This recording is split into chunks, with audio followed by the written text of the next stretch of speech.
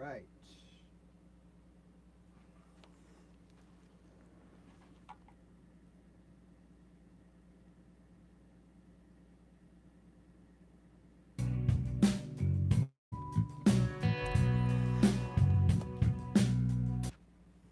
This is my favorite tuning plugin for vocals. Here's why. If you're so in love, then why? Reason number one, I can record myself or artists with ultra low latency, which is a complete game changer. We're able to actually hear our tuned vocal as we record. I'm not a great singer, but I'll give you an example. If you're so in love, then why?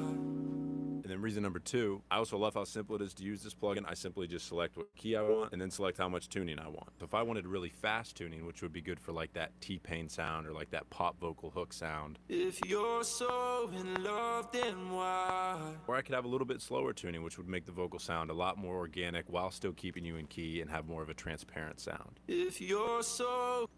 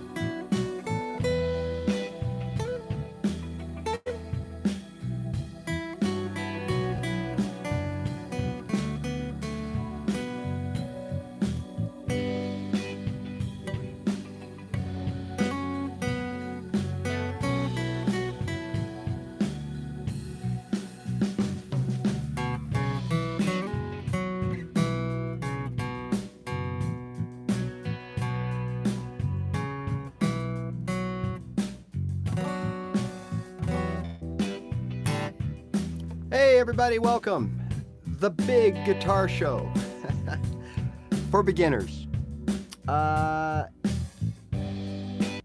things beginners here every Tuesday, as you know, 2 o'clock. And on Thursdays at 3 o'clock, it's pretty much everything goes. Every week something different, but it's really more catered to people further ahead in their guitar journey. Everybody's welcome at both shows. There's always something to learn. But for the most part, you know, this is set aside for people starting out on their journey. Now, I welcome any questions that you might have at any time, okay? Now, I'm set up a little bit differently today. Hi, Andy.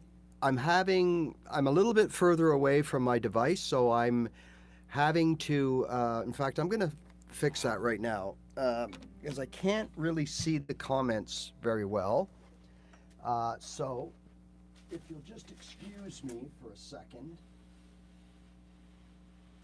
let's come up a bit so that I can maybe have a better chance of seeing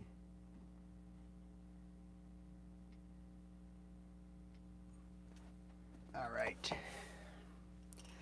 Have a better chance of seeing your comments now, okay? So,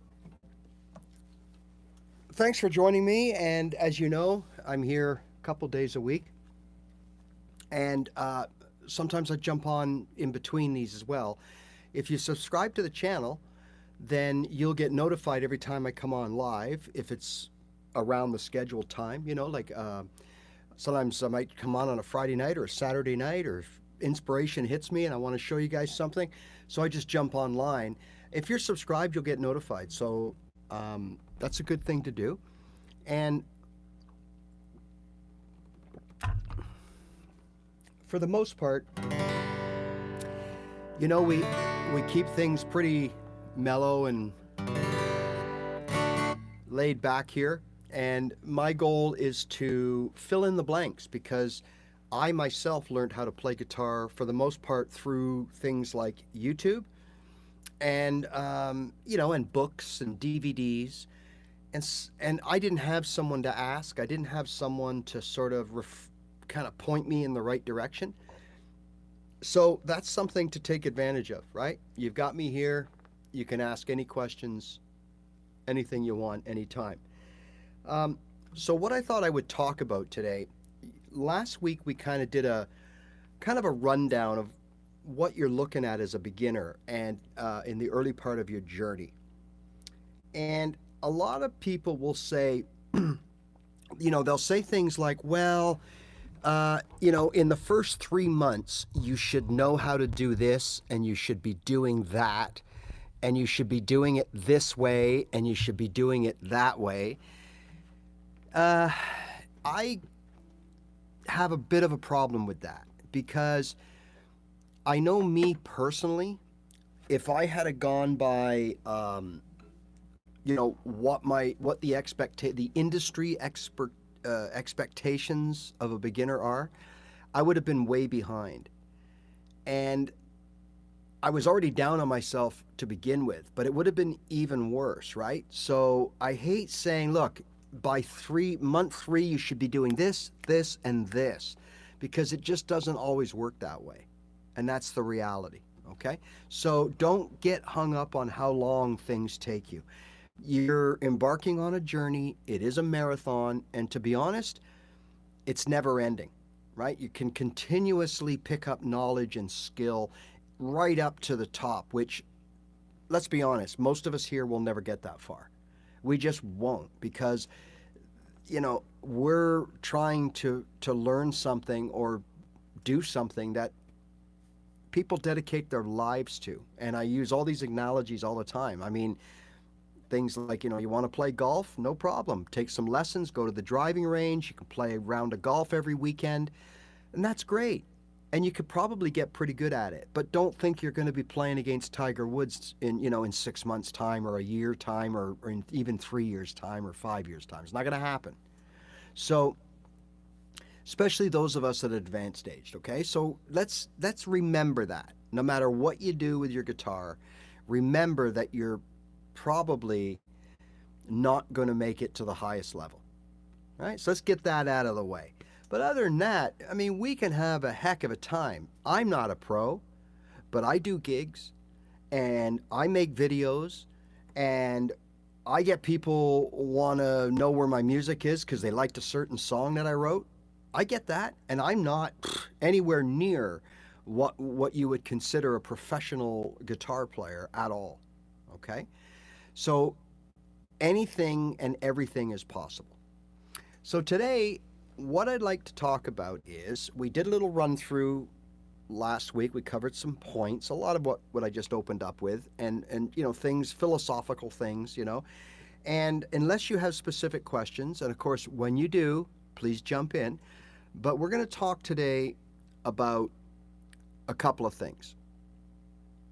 Using a tuner and using one of these, right?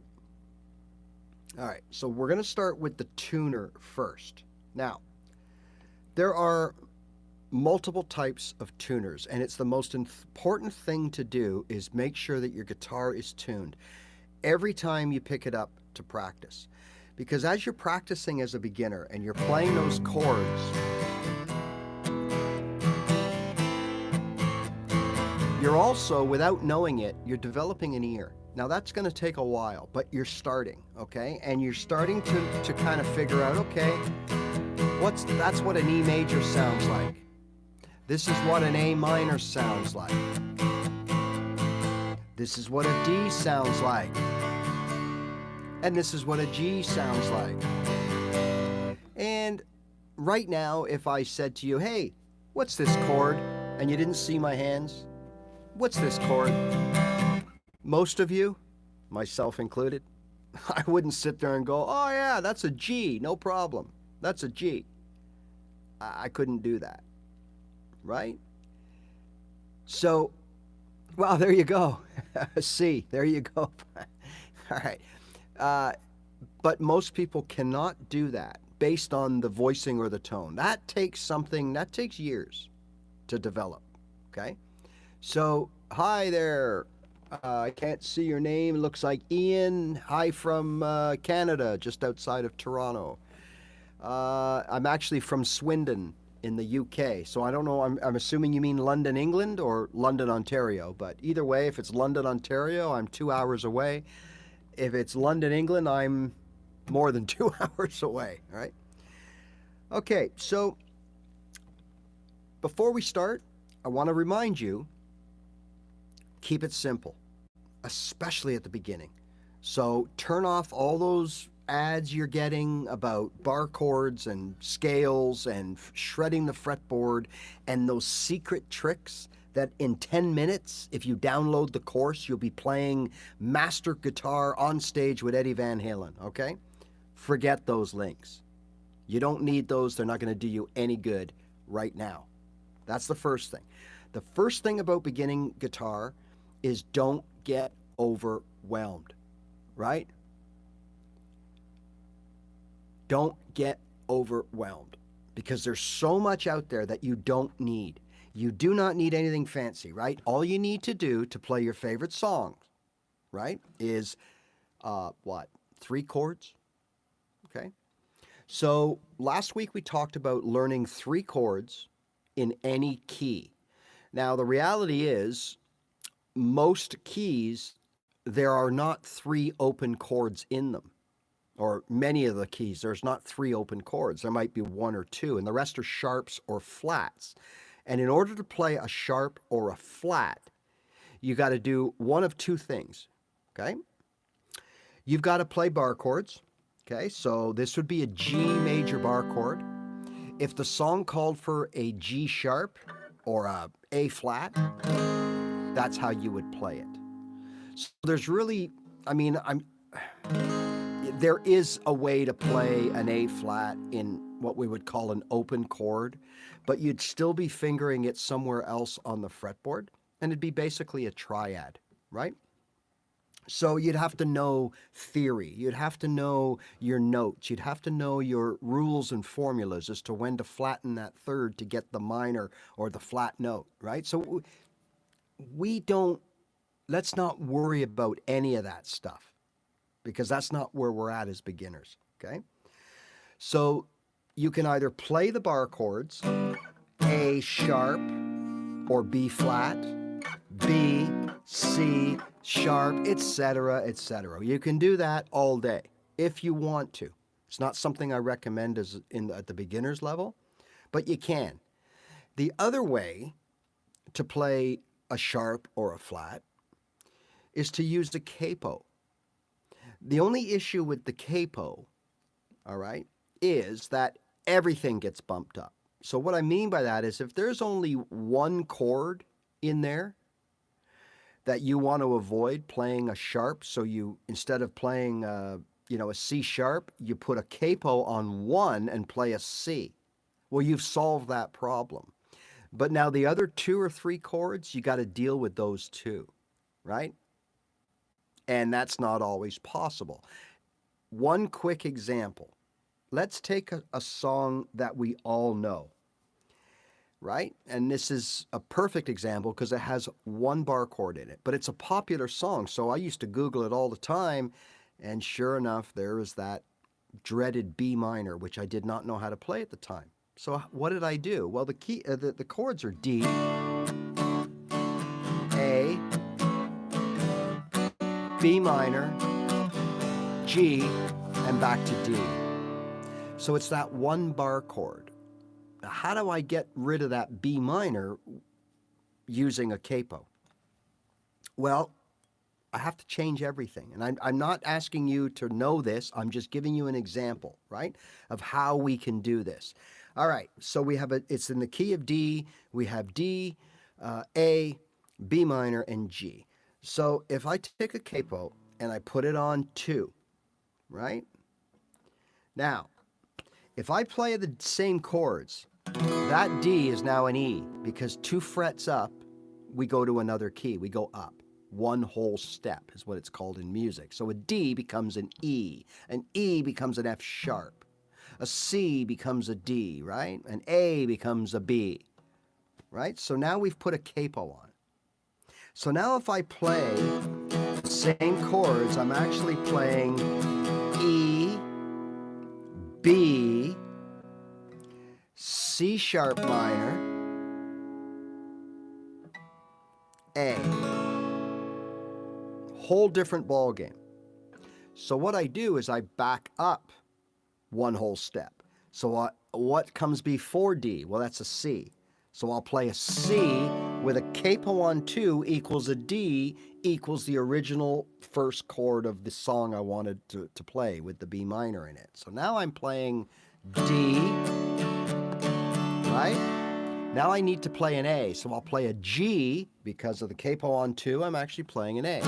So now I'm playing D, A minor, which is now a B minor with a capo on 2, right?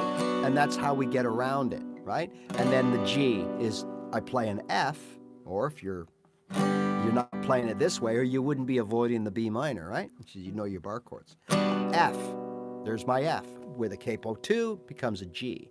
So now this song that I wanted to play so bad but could not play a B minor, right, is actually D, A, B minor, G, D, B, A, B minor to the G, yeah, right? Okay, that can now be played this way. Capo on 2. Stay down, first to fight. Better nails, man, she makes me away. And I'm waiting for you. I don't want to play too much of it because I'll trip the copyright. So that's the way we use a capo to get around one bar chord. But again, you can see it's not just a matter of replacing that one chord. I got to replace all chords with something else. And not always are those chords open. So I might have to replace one of those with another bar chord. So sometimes you're just chasing your tail round and round, okay? Now at this point, there are people out there, though there shouldn't be because it is a beginner show, but there are people out there saying things like, oh, just learn the bar chords. Don't be so lazy, man. Okay. Answer to that. First of all, some of your all-time great guitar players in history, I'm not saying all the time, but used a capo. The reality is, in some cases, it's done out of laziness, not wanting, or more importantly, not able to play a vast array of bar chords due to things like myself. I have wrist issues. I've got knuckle issues, right? People have arthritis. Some people have broken fingers and they never really kind of, they just have a different movement going on. So you have to remember that there are people like that too, okay, that can't play bar chords even though they're not lazy. They want to learn. They just can't. The other thing is the voicings, okay? So a voicing means what's the sound you get out of your chord. So an example of that would be, well, okay, so I can play a C chord here. You get that, you hear how it is, it's kind of like, it's not high, it's not low, it's kind of, right? But then I could play a C chord here. You hear the difference?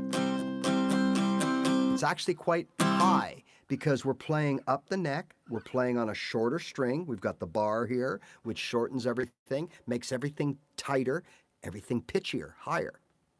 So that C, even though it's a C, is the same as this C, but it's higher, okay? So sometimes, absolutely, Robert Johnson, all that, the big flamenco dude, Emmanuel, Tommy Emmanuel, I think his name is. He uses a capo. You ever watch any of those guys playing those double necks, like Page, the guy from the Eagles there, Felder that wrote Hotel California?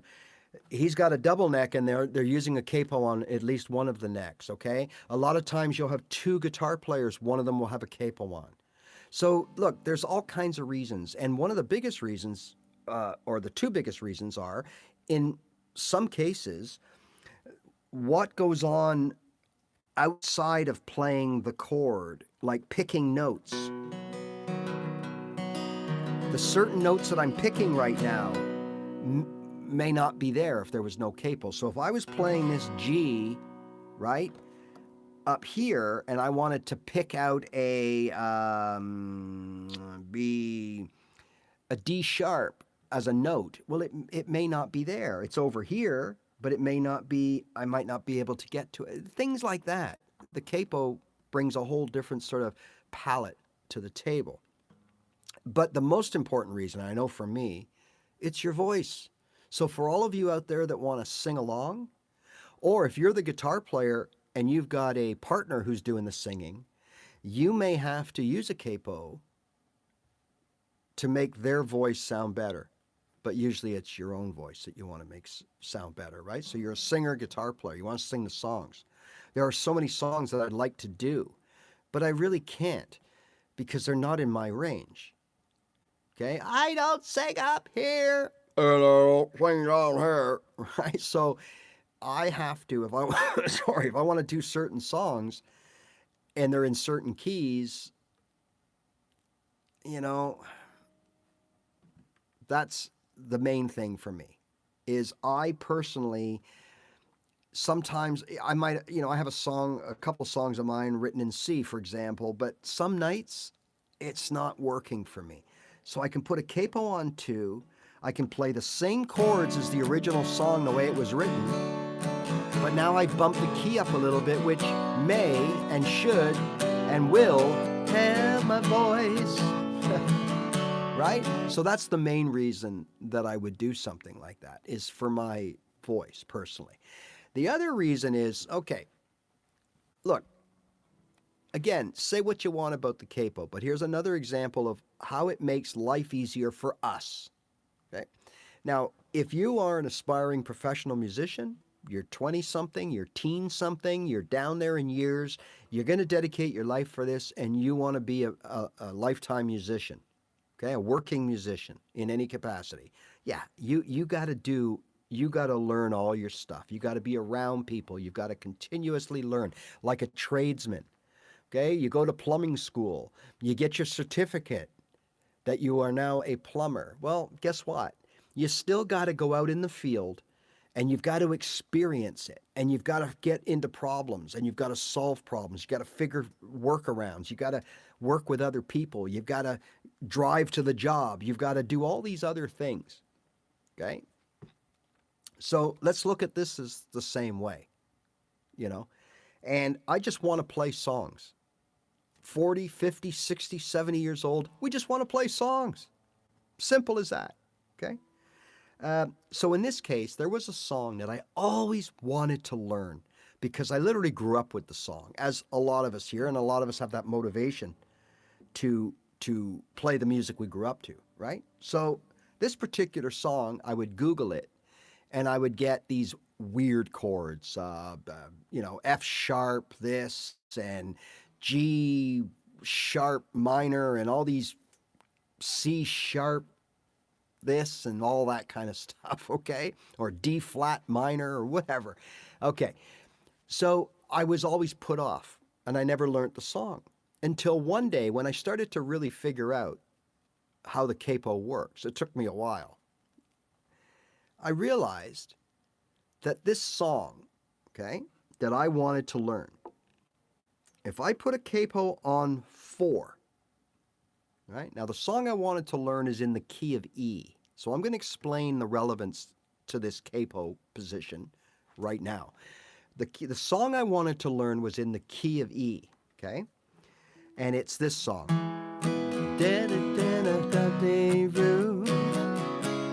Smell of wine and cheap perfume, yeah. For a smile they can share at night. It goes on and on.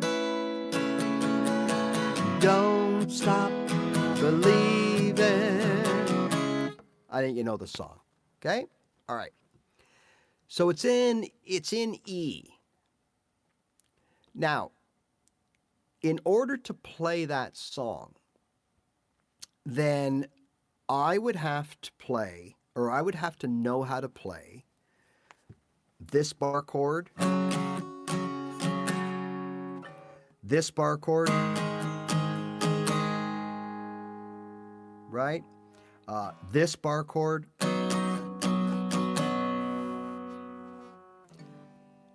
I mean, 4 out of the 5 chords, 3 out of the 4 chords would be all bar chords. Now, when I'm singing, I don't want to do that. I've been playing quite a while, and even now, I can still clunk the bar chords with the best of them. Like, I mean, you want to see someone mess up bar chords? You want to watch me play, right? Now, having said that, I can go along pretty good.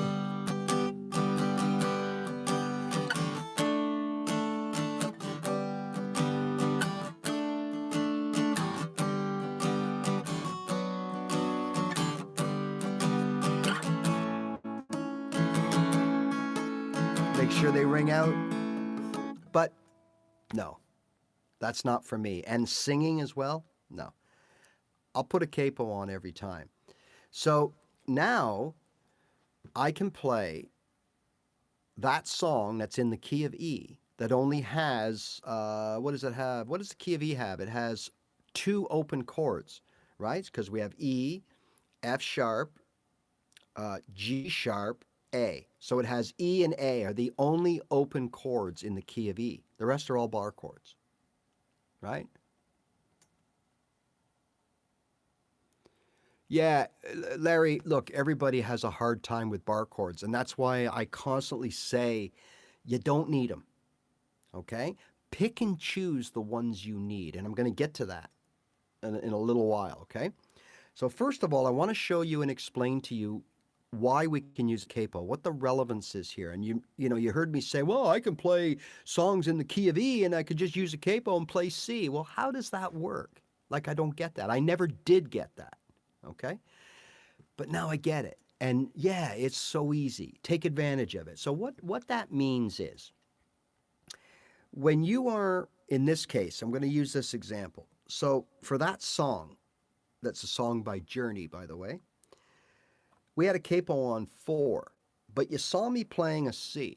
And yes, I am playing a C chord. I'm playing the 5 strings. I've got my fingers in the proper C position on the fretboard. The only thing I don't have is I'm not here. I'm here. But what I am is I'm in the same relationship, right? Hey, how you doing? From Jacksonville. All right, I'm from Canada, just outside of Toronto. Welcome. I'm in the same relationship because the capo replaces the nut of the guitar. So what we're doing is we're actually moving this thing down to the 4th fret. But of course we can't do that. So we do this. Now we've created, anything up here doesn't work. So watch. So let's say look, there's no change, whether I fret it or not, because nothing gets by the wall, the capo, the neck, the right here. Okay, nothing gets by that. So this is our new neck here. Okay, so we're still playing the C in the right frets, 1, 2, and 3, just like we do here. 1, 2, and 3. The strings are the same. Everything's the same. We're playing a C shape. So if you want to know what someone's playing, what they're really playing, look at the shape, so C, and then count the frets. And remember, for every 2 frets, we go up 1 key, right? For every 1 fret, we go up a half, which is a sharp. Or if we're going the other way, it's a flat, okay? So in this case, C, capo on 4. So that means now just count up before the capo. So C, sharp, D, sharp, E. So this C is the same as playing this E. Do you hear the same? They're exactly the same. So listen to the E. Now listen to the C. It's the same chord. It's just the voicing is a little different, and that's what I mentioned earlier, right? So if I have a tuner on, okay, my tuner will read E, not C. Okay? So if I had my capo on 2 and I'm playing a C, C sharp, D. Now I'm playing a D. Once you get better at it, you'll know that every 2 frets is one whole step. So if I have you'll see sometimes someone will have a capo here on 7, right? And they're playing a C. D, E, F, G. So capo 7, C like that, is the same as playing that G right there. Okay? So there's sometimes after a while you just kind of know. So you'll see someone has a capo on 3. I think my guitar battery's dying. Hear that? I don't know if you guys can hear it. Capo on 3, right? And you play a G, let's say. Sharp, A, sharp. That's a B flat. So if I see someone doing this with a capo on 3, I know if I want to play along with them, I could play this. Or if I was playing a solo, like a lead or a riff, then I would play in B flat. So I would, or here like this. There's B flat.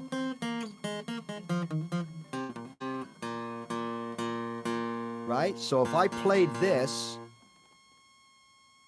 right? If I played this, you guys hear that? I don't know if you hear that buzzing, but it's actually my battery and my pickup. So if you guys are ever plugged in and you're playing your guitar and you hear, sometimes the first time I heard it, I called my guitar guy. There's something wrong with my guitar. It's blowing up. And it was like a police siren. It was like, and I thought, oh my God, my guitar's blowing up. It's just the battery dying on the thing. So I'm just going to go ahead and end the misery. All right. So maybe I'll leave it plugged in. It's not as annoying. Okay, it's going to be a pop. All right. So, where were we? Oh, yeah. All right. So you just count whatever chord is being played. So let's go 5, right? And you see a guitar player and he's playing a D shape, D chord here. But he's got a capo on 5. So we go D sharp, E, F, G, right? So they're actually playing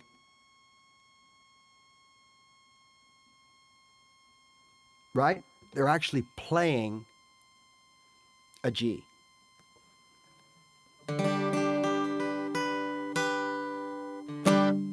And again, if you had a tuner on and you strummed a D,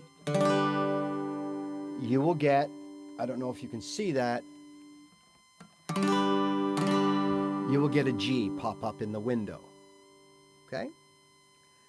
So, look, it just makes things easier to use a capo. Right? So, if I wanted to play an original song and it's in like a song the way it is, the way the band plays it, 9 times out of 10, especially these really, here we go, you hear it?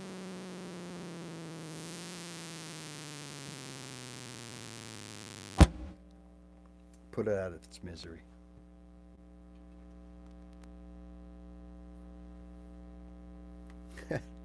All right, so you know, you're in an obscure key, that kind of thing. Look, it's called transposing. Most of these apps that you use nowadays to get your chords on the inner Google there, um,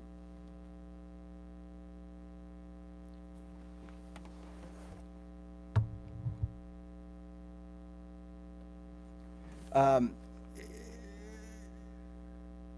let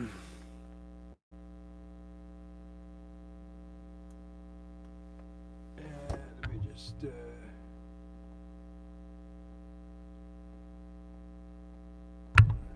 All right, so so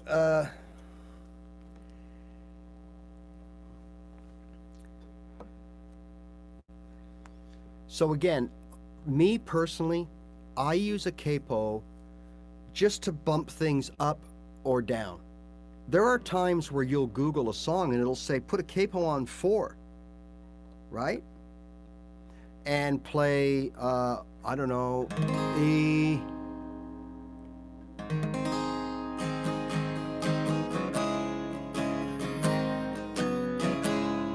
and A minor, okay? But I don't like it that way. It's too high, let's say, for my voice. Just back it down, okay? And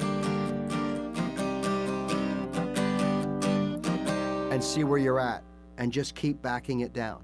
But play the same chords. When you found your sweet spot, so if it's here, now I'm actually, okay, so now for your own records, I'm starting in F sharp. Wow, I didn't know I could sing that high or whatever.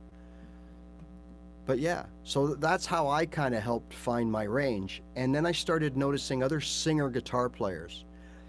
And I noticed that they would always have their capo between really 3 and 5. Yet they were always playing familiar chords like G's, C's, and D's and things like that. Well, then I started figuring out, well, the one person for sure is always playing this. So that means he likes to sing in B, right? But this B, so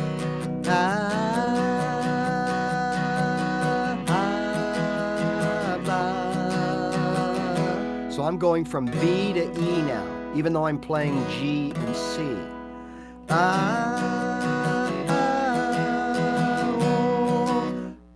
I might like that. I might like the voicing. So, you know, I like that, okay? Now, if I didn't have that, right, I would have to play it this way. I'd either have to play it like this. Now it's lower. It's still a B, but it's a lower B, right? Hello, it's a lower B. And it may not work for you, but it's still a B. And there's the E.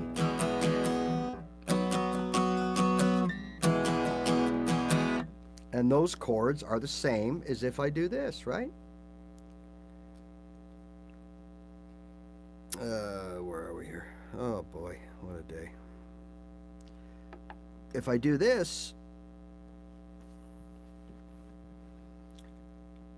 there's my E by playing a C. There's my B.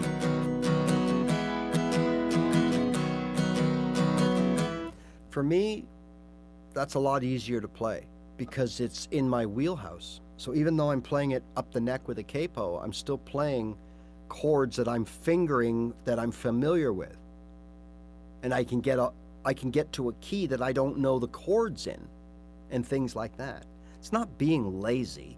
It's just prioritizing what I tell you people all the time. Prioritize what you want to do when you learn guitar. And for most of us, it's just play songs. Sound good. Play our 3-4 chords.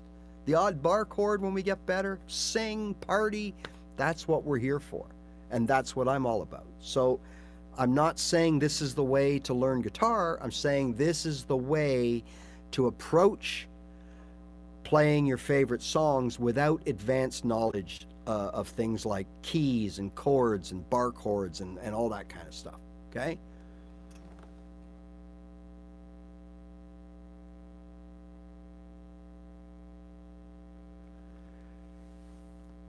Right, right. So, like, I know someone wrote me the other day and said, you know what?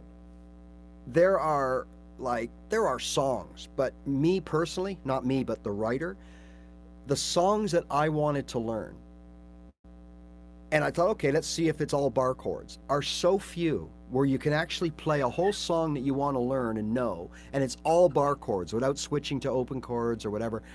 Like, there's not a lot of them. And at the end of the day, like I said, this will solve anything and everything, because eventually you will find a fret where all of the chords are going to be open chords. Okay, now we're going to continue on with the bar chord and capo thing, but I want to cut away and talk about tuning, right? Just very briefly. I know most of you are already doing this, but there are some people here, I'm sure, today that don't know about tuning a guitar. And it's so important because, again, as I started off the show by saying, you don't know it now, but just when you learn your 2 or 3 open chords to get you going, right?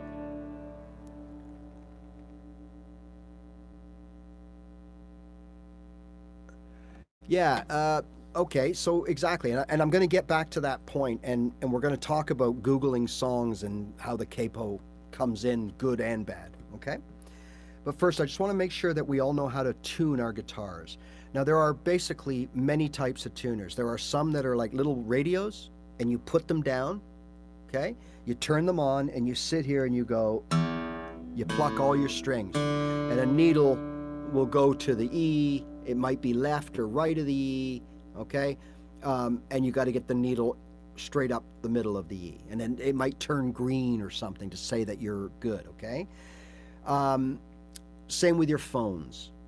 We all have tuners on our phones now. You lay your phone down, you go through the strings, okay? And you know the pegs are associated with the strings. If your guitar is strung properly, on the bass strings, these 3 strings here, the thickest 3, you tighten them or pitch them up from C to D, D to E, E to E to F sharp or F or whatever by turning away from you, up, away, up, and away is how I used to remember it, okay? On the 3 thinner strings, the pegs that are down here, you pitch them up by coming towards you, turning your peg towards you. So that's, make sure that, you know, whoever's stringing your guitar, if it's not you, these 3 away to go up, and these 3 towards you to tune up. So if you want to go from this high E to an F, which is higher, you tune towards you. If you want to go down to a D, you would turn away from you. But up here, it's the opposite, okay? The other tuners that you can use are clip-on tuners, and they work by vibration. Don't ask me how, I have no idea, okay? But they work by vibration. So you clip them on the end of your headstock, and I don't know if you're going to be able to see the changing of the numbers here, but you do your thing, and you will get a letter, and in this case it should be E, and it is, and it's pretty much in tune. Like, it's just slightly flat. So I would just nudge it up until I saw, every tuner's different. Either the letter changes green, or a green arrow flashes, or something happens. It's not hard to figure out. It's just every tuner is different. Then I have a tuner here that I put on today just to show you. This is called a headstock tuner. Now, this is a sneaky little devil because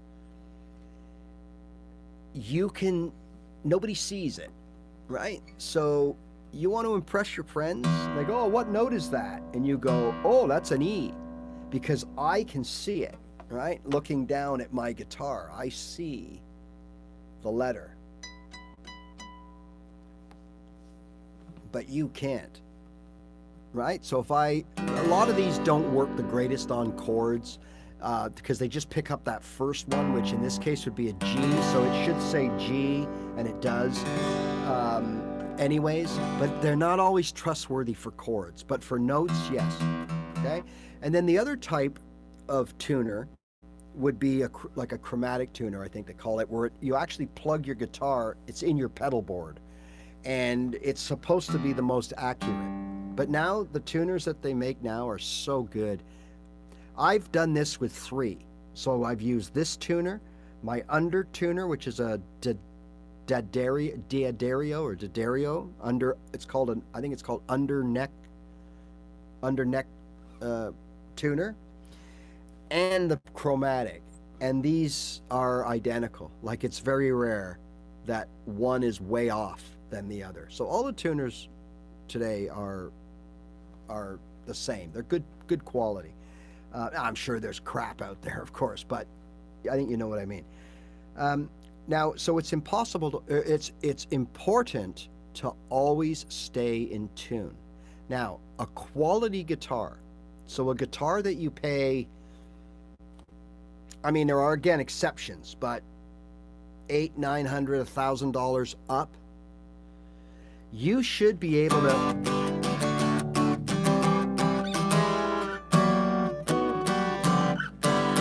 pound it, okay, for quite a while. And you should run your tuner on it, and you should not even notice a difference. Some of the cheaper guitars, both electric and acoustic, you will be, especially electric, you'll be playing, right? And you'll be bending strings, and and all of a sudden something's off. Or someone with a sharp ear in the band or the jam says, "Hey dude, you know, you're out of tune," or someone's out of tune because your guitar went out of tune because it's a just cheaper equipment, right? We got all this machinery here, these heads. They don't look like much. Don't ask me to explain them, but there is a difference. There are good ones, there are not so good ones, and there are crap ones. And the crap ones will constantly not hold the tension of the strings, so they will slide out. They won't get sharper, you'll get flatter, deeper, darker. So you got to keep an eye. And that's just one of the things with a good, you know, what's the difference between a really good guitar and a terrible guitar? Well, that is one of them.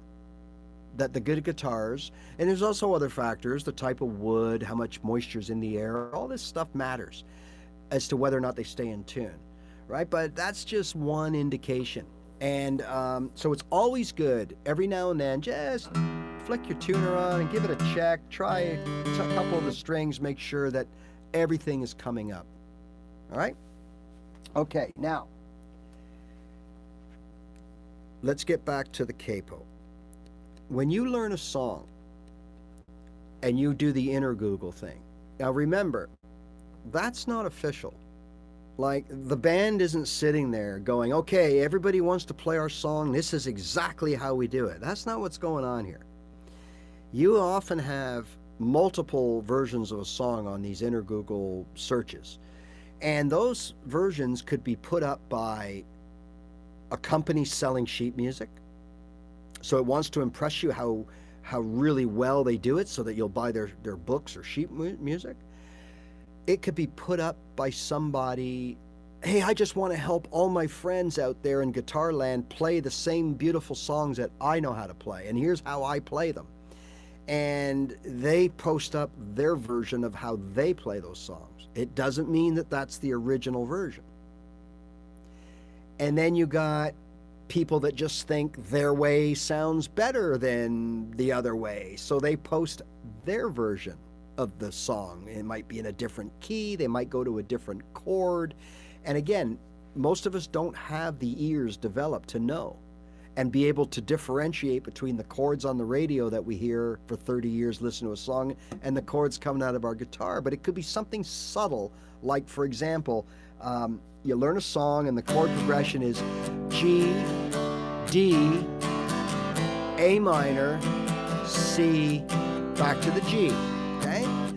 But whoever tabbed it tells you it's G, D, C, hold that C to the D minor, or to the G.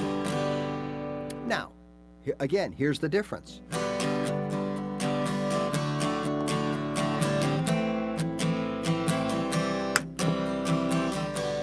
Okay, there's the first way.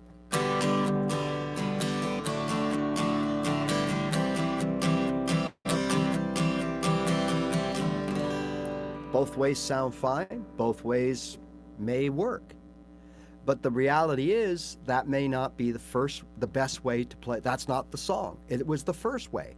So now you're at an open mic, you're at a party or whatever, and someone says, hey, let's play Jibbly Jubilee by RAYRAY. And you start, oh yeah, I know that song, because you've tabbed it, you've learned it.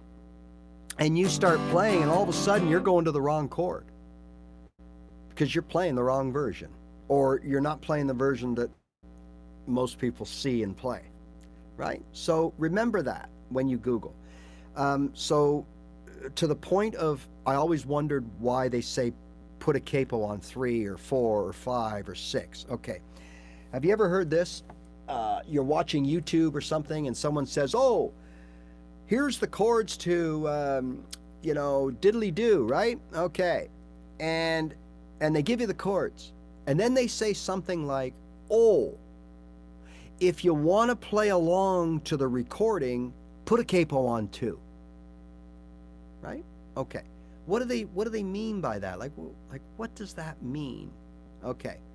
Well, it means that for whatever reason, the song was either written or recorded, like I said earlier, instead of playing, let's say it was the key of D, and the artist wrote it like this, and the singer came into the studio and said, oh, I can't sing like that. It doesn't sound right. It's got to be higher. Say, okay, so let's move it up. So they go like this, but they keep the same chords. Yes, even the pros do it. And the singer goes right on. Okay? So what that means is that you can play that song with or without using the same chords. It'll just be deeper. It'll be lower. So instead of this, like I'm actually playing a D, but it says play along and put a capo on 2. Well, now I'm playing an E like we talked about earlier. But that's the way the song was recorded because A, the artist liked his voice with that kind of chord set, or there were other reasons. Maybe it had to do with picking, or there's certain notes that the acoustic guitar player or the singer himself wanted to pick that aren't available in the open position, right?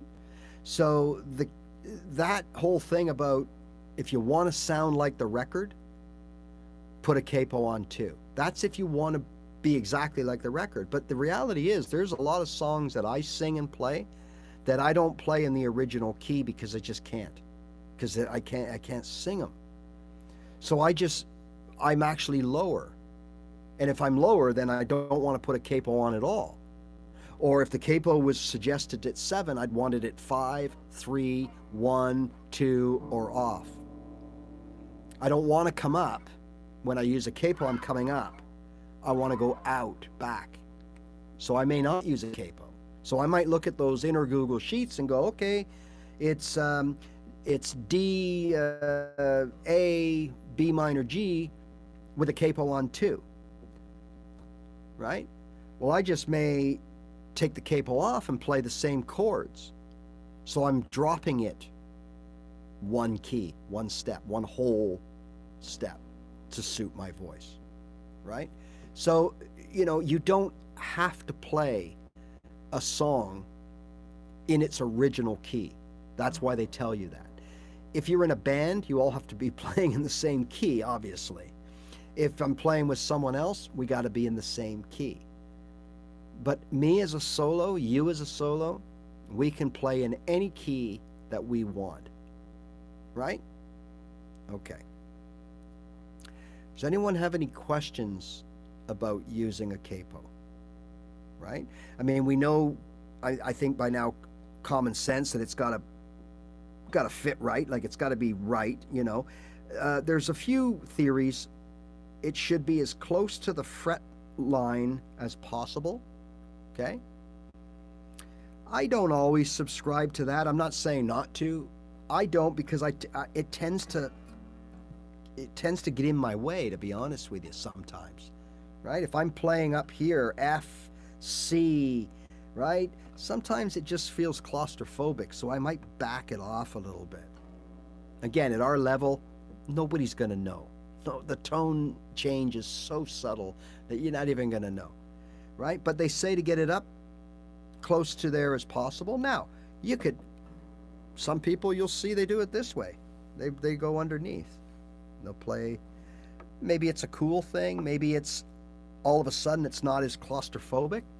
So they have it upside down. Nothing wrong with that. It still works. Okay? So this, if you want to know, for you singers out there, and you want to know what works for you,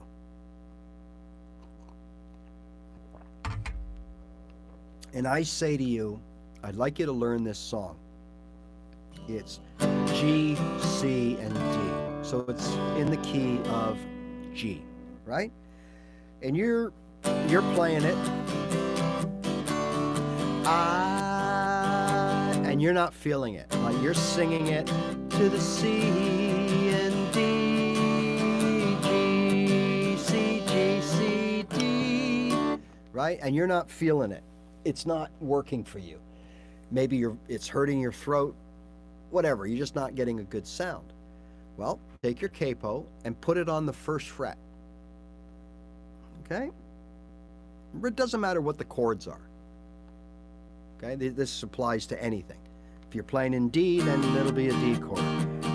And sing along. So in that case, it was G.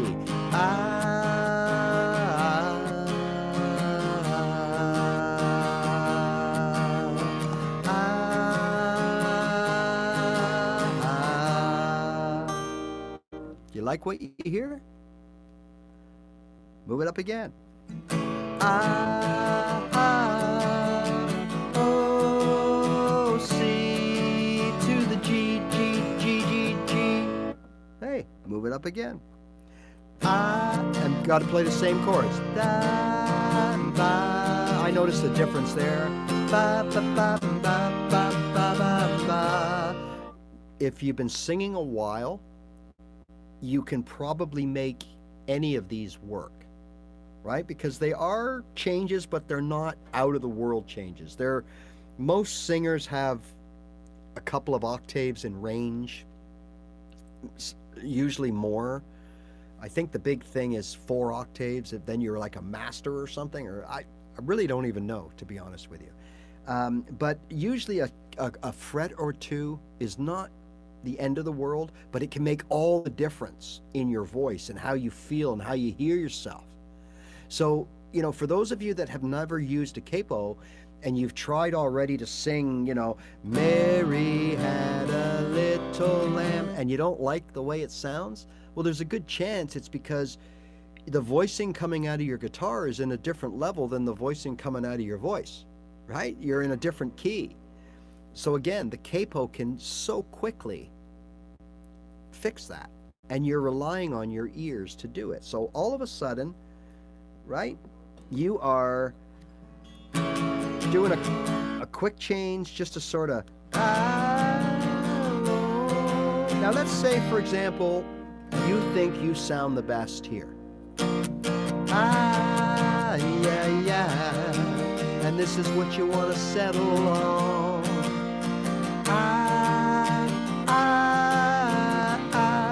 Right? And you're happy with that. All right. Now you can stop and figure out, what am I playing? All right. Well, I'm playing a G, a C, and a D with a capo on 3. So the first chord that I'm playing is G. So that would actually be an A sharp or a B flat. It's a very common singing sweet spot, B flat. So now I know that a G with a capo on 3 is a B flat. And that's just something you'll remember moving forward. It just makes it easier. You don't have to always count the frets. You don't have to figure things out. You just know, oh, play a G on 3, it's B flat, right? Play a G on 4, it's a B. Why? Well, here's your 4, playing a G, 2 frets to an A, 2 more to a B. The major scale, 2, 2, 1, 2, 2, 2, 1. 2, 2, 1, 2, 2, 2, 1, like ordering a pizza. 2 steps, 1 step. So G to an A is 2 steps, A to a B is 2 steps. Then I go 1 step, B to a C, That's the major scale. And then D, E, F sharp, G.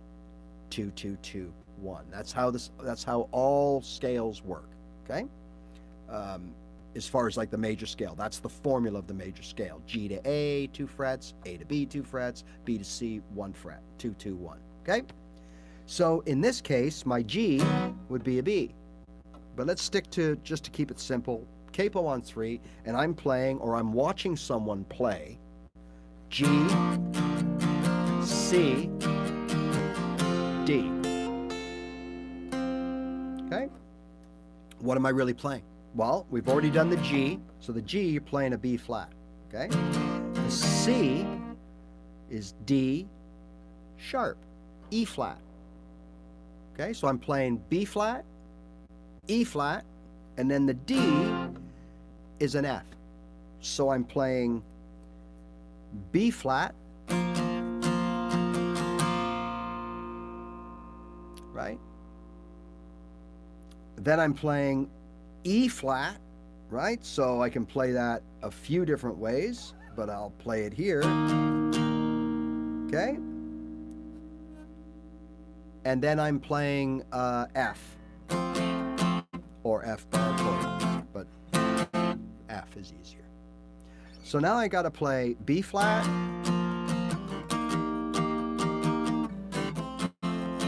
it's pretty tough, B flat,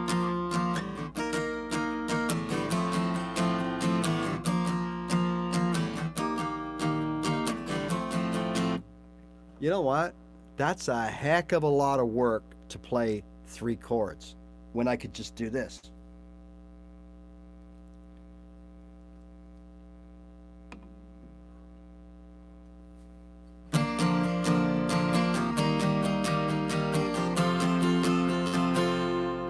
Right? Now, I could play the B flat here, of course. Yes, absolutely. B flat, E flat, right? And I can go up here from my F. Absolutely.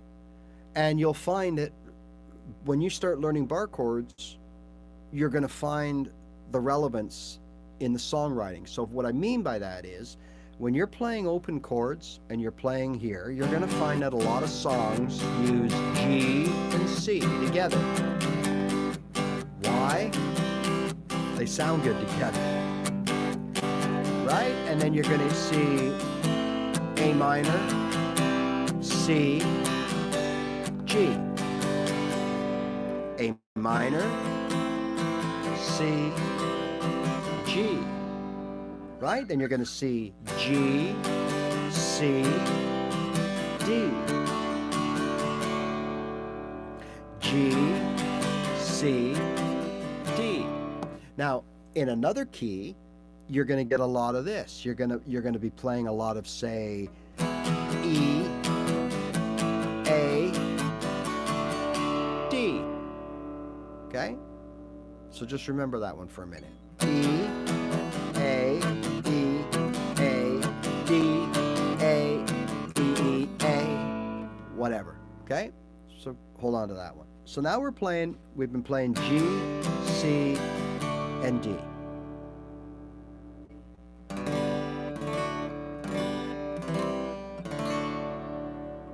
Right?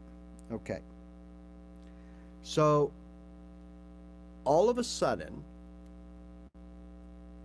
someone says to us, we want to play bar chords. Oh, I can't use my capo? Well, you can, but generally you play bar chords because that way you don't need a capo ever, if you're happy with the voicing. And that's the whole thing. You're not always. So it always goes back to having one of these, no matter how good you are, no matter how professional you are, right? So someone says, okay, we got to learn this in bar chords. So check this out. So remember, I always say, learn chords from the same key. Only 3 of them, even 2, but 3 would be great. 4 is even better, but from the same key. That's the relevance. That's the important part, because songs are written from chords in the same key. Now, there are some rare exceptions. There are some exceptions where there's a key change at the end of a song. Absolutely. But for the most part, no. And even if there is, you can just keep going in your regular key and no one's going to know any difference. Trust me. But generally, keys are written from songs. Good to hear, Rolando. They're written in the same key. So when we play G, C, D, there's a reason it always comes up, because it's in the same key. It's in the key of G, and they're three very good sounding chords, so they're always going to be used. Millions of songs are going to want to use them, right? Because they sound good. It's not a conspiracy. It's because they sound good. All right. Now, let's say we're going to play the bar chord version. All right. Now, I know you've heard this. People say, oh man, learn bar chords. It's so easy because you only got to learn one shape and you move it all over the place. Well, yeah. But that doesn't always work when we play, right? Why? Because let's say we're playing G, C, D. Here's my G bar chord. Now I got to go all the way here to C. You hear how it changes? It's higher, right? G. C. I got to slide 6-7 inches down or up the neck. The frets get a little tighter here, so I've got to subconsciously pinch my fingers in so I don't hit the wires and make a buzzing sound, right? So there's my C, and I got to go up again to the D, which sounds even higher, and then go back to the G. I got to slide all the way back. Sometimes it squeaks, sometimes it doesn't. It's hard, okay? Even if I take my fingers right off, right? Take everything off and reset. It's not easy to do. Lo and behold, right, there's other shapes of bar chords. And check this out. So we have our G bar chord, which is an E shaped, right? We know that. You see, there's an E chord with the wrong fingers, right? There's my G. See how that works? E, F, 2 more is a G. So from E to F, there's only one. So there's my E chord with the nut. There's my bar finger, the nut. Okay? If I go up 1, I got an F chord. There's my bar, replaces the nut over 1 fret. Now there's my F. The theory is, if I go up 1 more, F sharp, G, G sharp, A sharp, B, blah, blah, blah, blah, all the way up. Fantastic. Okay? So remember, all we're doing on a bar chord is we're replacing this nut with this finger. And then we're only shaping 4 possible combinations behind it. And that's another deceiving thing. Yeah, 4. Not 1, not 2. You have to learn 4 different shapes of bar chords to use them properly. So in this case, you'll notice when songs are written again from the chords of the same key that we play G, C, D, A minor, C, G, D, A minor, and there's our song. And it's all right there, right where we want it. Well, same with bar chords. However, we got to play different shapes. So all of a sudden you'll see G. Now where's the C, right? So here, the G is here, and we just move these 2 down. Or if you're playing your G this way, I'm sorry folks, you're going to have to turn your whole hand. But when you start learning to play your G with your back 3 fingers, you just got to go like that. There's my C. G, C, G, G, C, G, C, G, C, right? Okay, well, lo and behold, check this out. G, C. I barely moved. Exactly. But I had to do a whole new shape. So instead of an E shape behind the bar, right, to make the G, so there's that E shape right there with these 3 fingers, I have to play an A shape. And we know that from the A chord, we can either put 3 fingers down like this, or we can use 2 fingers to do 3 things, or we can use 1 finger bar. Everyone has their way. Some people do this. It's like a little D7 chord within the same fret. That's their A major because they can't fit their fingers, right? All three fingers. So in this case, right, we have to learn how to play an A-shaped bar chord. So an A-shaped bar chord gets its root from the 5th string, not the 6th. You know how we do these bar chords, and there's the G, the A, the B, the C, the D. We use that string. Well, now we got to use this string. Now we're in different territory. So now we got to make our A. Now I do mine with 2. Some people do it with the 3, and some people do it with just the 1 finger. If you're good enough, you eventually will be, that you'll be able to flatten out this part from this last knuckle to the end of your finger, and you'll fret those 3. And remember, all you're doing is playing an A, okay? And all you're doing is playing an E for these bar chords. You're just using different fingers, right? And putting up a bar. So in this case, we have to get this A right here, let's say, right? Okay. So G, E-shaped bar chord, and the next logical chord in many of these G songs is C. All I got to do is flatten out, and I got a C, and it's right there. I don't have to do this anymore. I could, but this C is here, so I don't have to. Look how easy. G, C, G, C. And then, of course, if I move up 2, what do I got? A C becomes a D.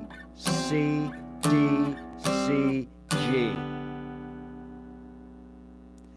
Right? Just like if you're playing a B minor, 9 times out of 10, the next chord is going to be an F sharp minor. Or the F sharp minor was before the B minor. And look where the F sharp minor is. Take this finger off and put these up too. There's F sharp. Isn't it funny how that works out? Right? So the advantage is playing all bar chords or all open chords, not a mixture in a way.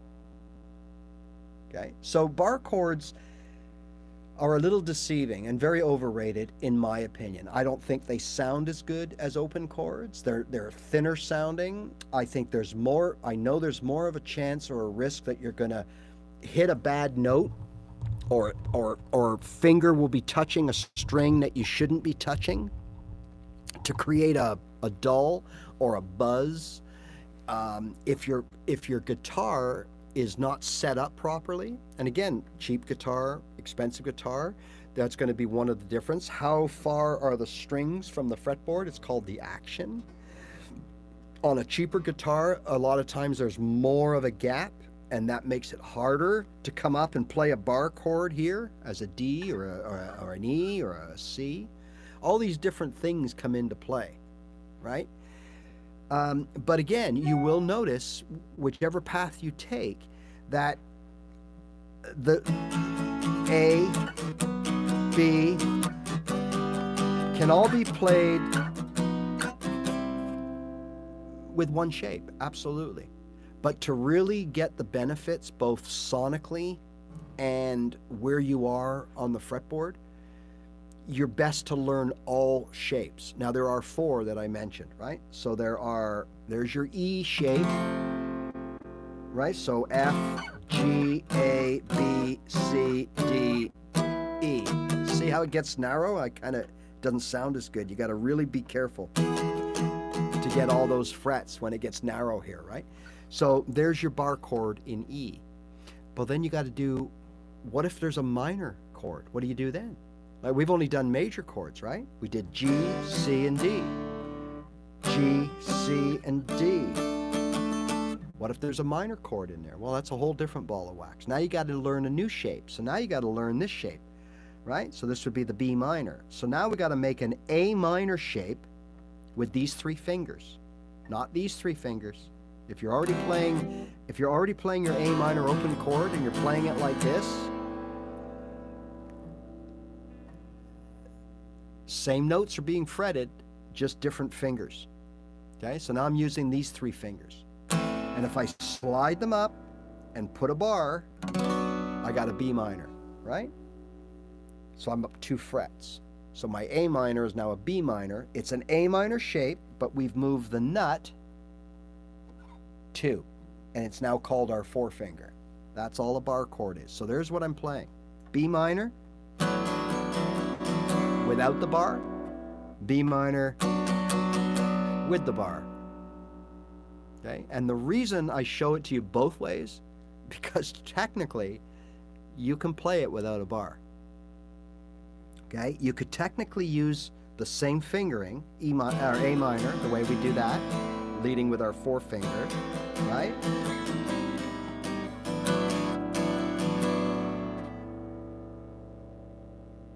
That was a C minor, B minor. Okay? This is called, and I'm not going to get into that in this lesson. This is something for Thursday, like our Thursday class, where it's a little more theory orientated, but these are triads. So it goes to show you that, yes, pay attention to good posture and good fingering techniques, but don't get all bent out of shape over it. Like I used to go mental trying to get my bar just right. And when you really think about it, right? Let's say we're playing a B minor. Now the real way to play a B minor is, remember the root is on the 5th string. So the B, that means that the B note is the root, the bass root, the lowest note of the chord. The chord is B, so we want to know where the lowest root note is, the lowest B, and that's here. So there's our B minor, right? Now, we get all uptight about this bar, right? It's got to be, oh, got to roll your finger, get everything, got to feel all those strings. Well, no, you don't. Why? The only strings you got to think about is the B. You got to fret that note, okay? Why? Because these strings here, remember early when I put the capo on and I played behind the capo and you couldn't tell because it was dead because the capo cuts everything off? These fingers the first fret note fretted to the sound hole is the note that carries. Anything played behind it is mute. So in this case, I've got these strings here covered with, they're fretted. So I don't have to have a bar there, right? All I got to have a bar here is on this 5th, and some will say here on the F sharp, which you can hit with your fleshy part. So you curl your finger like that. Flesh and finger on the B. There's your B minor. See how that all the strings ring out. So you're not doing this flat bar. You can if you want. You don't have to. Okay? And that goes for all bar chords. So now we've got this shape here, B minor, and again we can move this up. C minor, C sharp minor, D minor, on and on and on. But now the fun happens is when we have a major and a minor chord in a song and we're playing bar chords. So what does that mean? It means we got to switch yet again our finger position. So let's say, for example, we're playing G, A, B minor, C sharp minor, G, A, B, C sharp minor. Okay, what did I just do? Well, I started off in the E major, right? Playing the G. There's my G, bar chord. E major's fingering. Then the next chord was A. No problem. Move it up 2, and I got my A. But then I went to the B minor. So I don't just slide down and play. That's an F sharp minor, or an F sharp, sorry.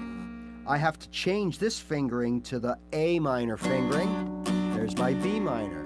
Now I got to change it back. You see, it's subtle, but it's a change. The other minor that you have to learn is in E. So that's the A minor shape. Now you have an E minor shape. This shape here, E minor. Okay? Put a bar. Now you got F sharp. You got to use the other 2 because you can't really get your finger over there. So E minor. There's our E minor. put a bar down and go up 1 fret because there's only one from E to F. If there was an E sharp, then we would go 2 frets, but there is no. So there's our E, open position, 2nd fret, E minor. Same applies with the E major, same thing. There's our E major. Okay, so now we go up 1, we slide these over 1 fret, and we put a bar down. That's F minor. We come up, it's F sharp minor, G minor, G sharp minor. So really, and again, this finger isn't involved, it's just these two right here. So there's another shape that we have to learn. So now, if I'm playing G, A, B minor, I can also do this. G, A, B minor. Right? Because G to A is 2, A to B is 2, but I got to change my shape. So here I had the E major shape, A major shape, and then went to play a minor. In this case, I just got to take my finger off. And there's my B minor.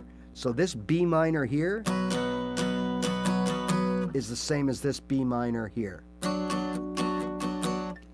Just the voicing is, right? So again, I don't want to get too much into bar chords because I tell you not to learn them at this point in time. Now, what'll happen is you're Googling your songs and you'll come to that song that I told you about. Well, I showed you 2 songs. One was a U2 song and the other was a Journey song that I avoided playing because they had bar chords in them. And then I started to see one bar chord that always came up. So I'd look and I'd see, oh yeah, G, all right, A minor. Oh, it's got a C and a D, beautiful. Oh, it's got a B minor in it. And that would keep coming up over and over. And then finally I said, okay, I got to learn the B minor. Now that chord for you might be something different. Another popular one that always comes up amongst 3 or 4 open chords, right, is F sharp minor. Both of them are very easy to learn and play as an open chord player. And what I would do, and what I did do, was when I first looked at bar chords, the chart was, you know, all the bar chords. I'm like, oh my God, I can't, what? No way. Just learning all those shapes, I didn't want any part of that. So what I did was I said to myself, you only want to play and learn B minor. It's all I need. So why don't we just learn B minor?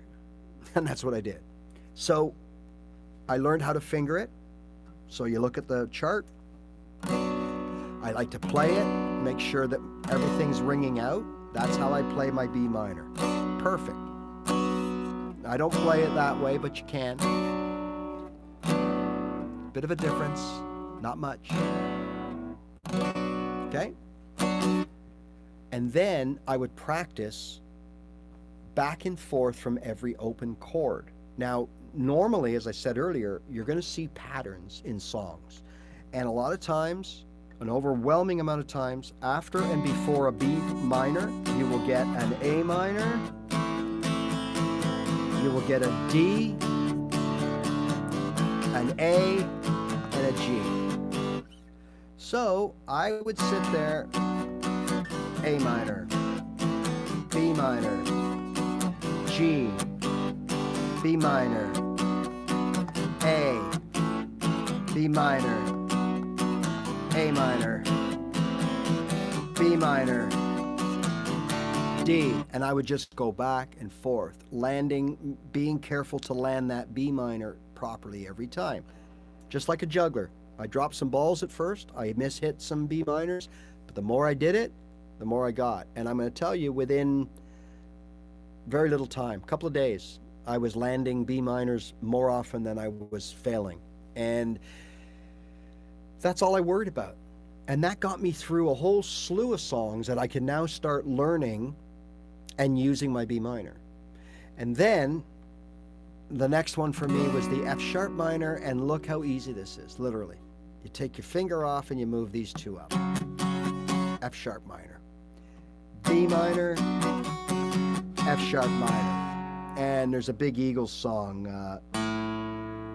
No, it goes.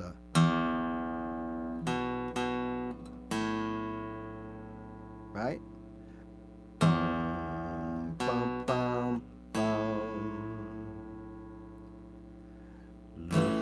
Look at his face, something like that, and it goes F sharp minor, B minor. Right? So and that was the song that I wanted to learn, F sharp minor, and they're perfect because they're just rejiggling the fingers, easy to use. So, and then of course I did the same thing with my F sharp minor. So I would play it, and then I would go to the D, F sharp minor. So let's break it down even better. If you are a G, C, D player, okay, more often than not, that fourth chord will be an A minor or an E minor. More often than not. I'm not saying exclusively. If you are a key of E player, like E, A, D, E, A, maybe you know a bar chord B, but E, A, D, E, A, G, E, A, D, more often than not, then you're going to need a B minor and or an F sharp minor. Now there are exceptions, but just to give you an idea. So if you're learning all your songs that seem, and everyone has their wheelhouse, there's no right and wrong. If you just find yourself right now learning a lot of songs that are E, A, D, A, a lot of that stuff, a lot of blues stuff, a lot of just pop songs in the key of A. Let's see, what's the big one? Okay, well, we're big rock singers, we got golden fingers. Let me get this strum. Well, we're big rock singers, we got golden fingers. We're loved everywhere that we go. We sing about beauty and we sing about truth. For $10,000 a show, right? EA. If you're, then you're gonna find at some point you're gonna have to deal with an F sharp minor in there somewhere, right? And a B minor.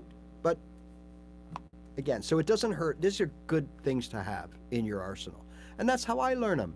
I didn't care about D flat major, D flat minor. I didn't care about how to play whatever, a G minor. It never came up. How often do I have to play a G minor? I can't even count on one hand the number of songs that I know that have a G minor in them. And 9 times out of 10, if they do have a G minor in it, which remember can be played like this,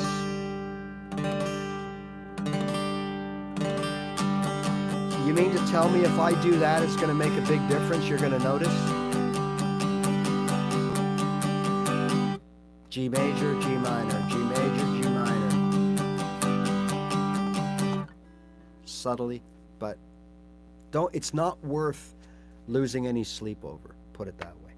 So again, I wanted to make sure that as beginners, I mean, it's good to know bar chords. It's good to understand them, but don't think you need them. If you want to play them, more power to you, knock yourself out. And remember, if you do it on an acoustic guitar, when you switch over to electric, it'd be so much easier because the necks are slimmer, the frets are closer together.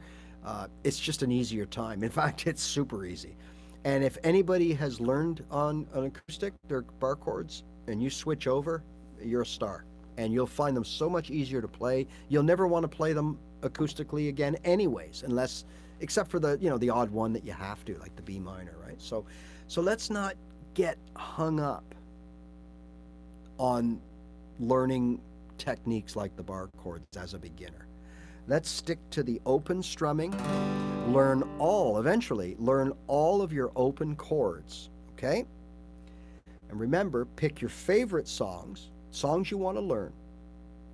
Get the chords, learn those chords, and use that song or songs. I would say no more than 3 songs. Learn no more than 3 songs at the beginning. 1 is just great, okay? And don't worry about fills and solos and intros. Forget it. Like a lot of songs have little fancy, or it might be a, don't worry about that stuff. That will come when you're ready. That's a different skill set. Picking out notes and things, that's different. It's not associated with playing open chords in a way, right? We use them around, they are notes from the open, from the open chord, but you don't need to know that or worry about that at this point in time. So if you have a song like that and you think, oh, it's got that cool little intro, just put it aside for now and just play the chords of the song. And then that way, from day one, even though you only sound like this, right? We got a child that it seems to me reminds me of childhood memories, right? That's okay, because you have a reference point of what it should sound like. So every day you can start working on your right hand strumming with that same D chord. Now I got a different strumming pattern going.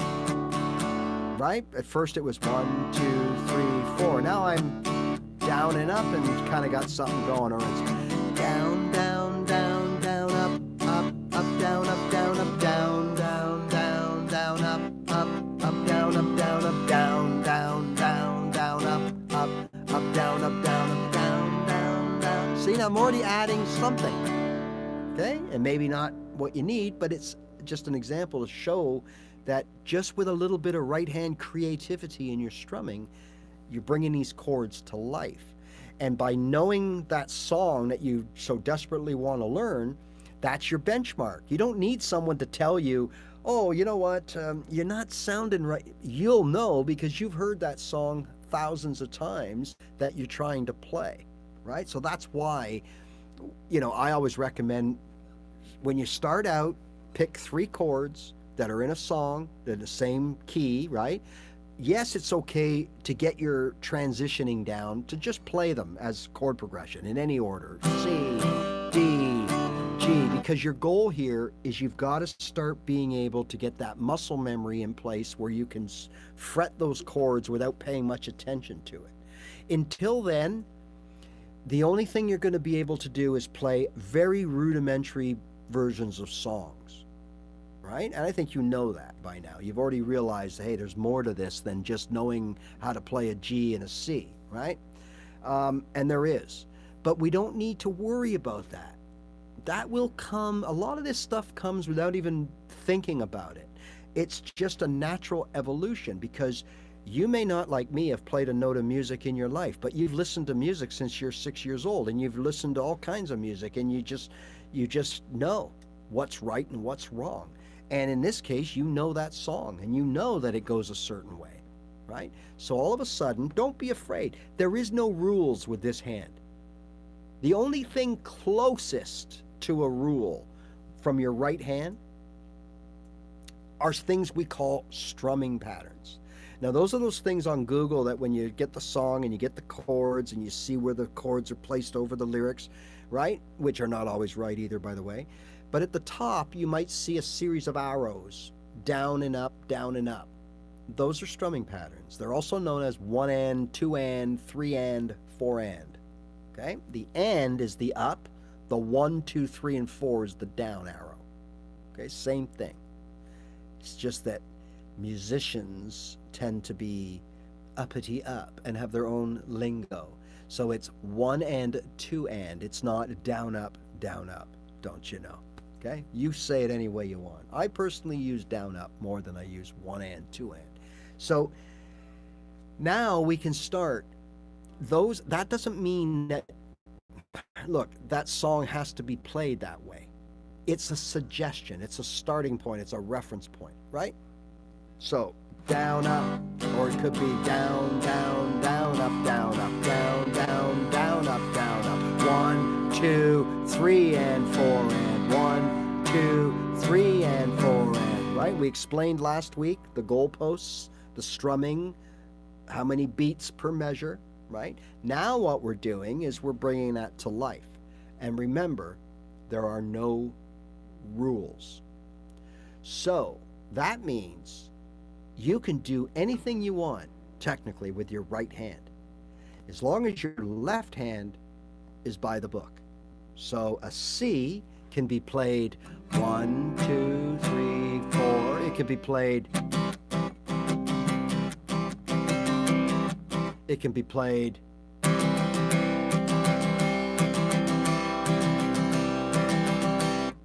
It can be played 3, 4, 1, 2, 3, 4, 1, 2, 3, 4. It can be played 1, 2, 3, 4, 1, 2, 3, 4. Any way you want, any way that it takes to get your sound, get your message across. So, I didn't know that, okay? So, I was obsessed with these strumming patterns and being perfect. So, in other words, I'd be playing something and the strumming pattern I'm using is down, down, down, down, up, up, up, down, up, down, up, down, down, down, down, up, up, up, down, up, down, up, down, down, down, up. Oh, I went up one beat too soon. Oh, I'm such an idiot. I'm terrible at this, and it kept grating on my brain that I couldn't get this.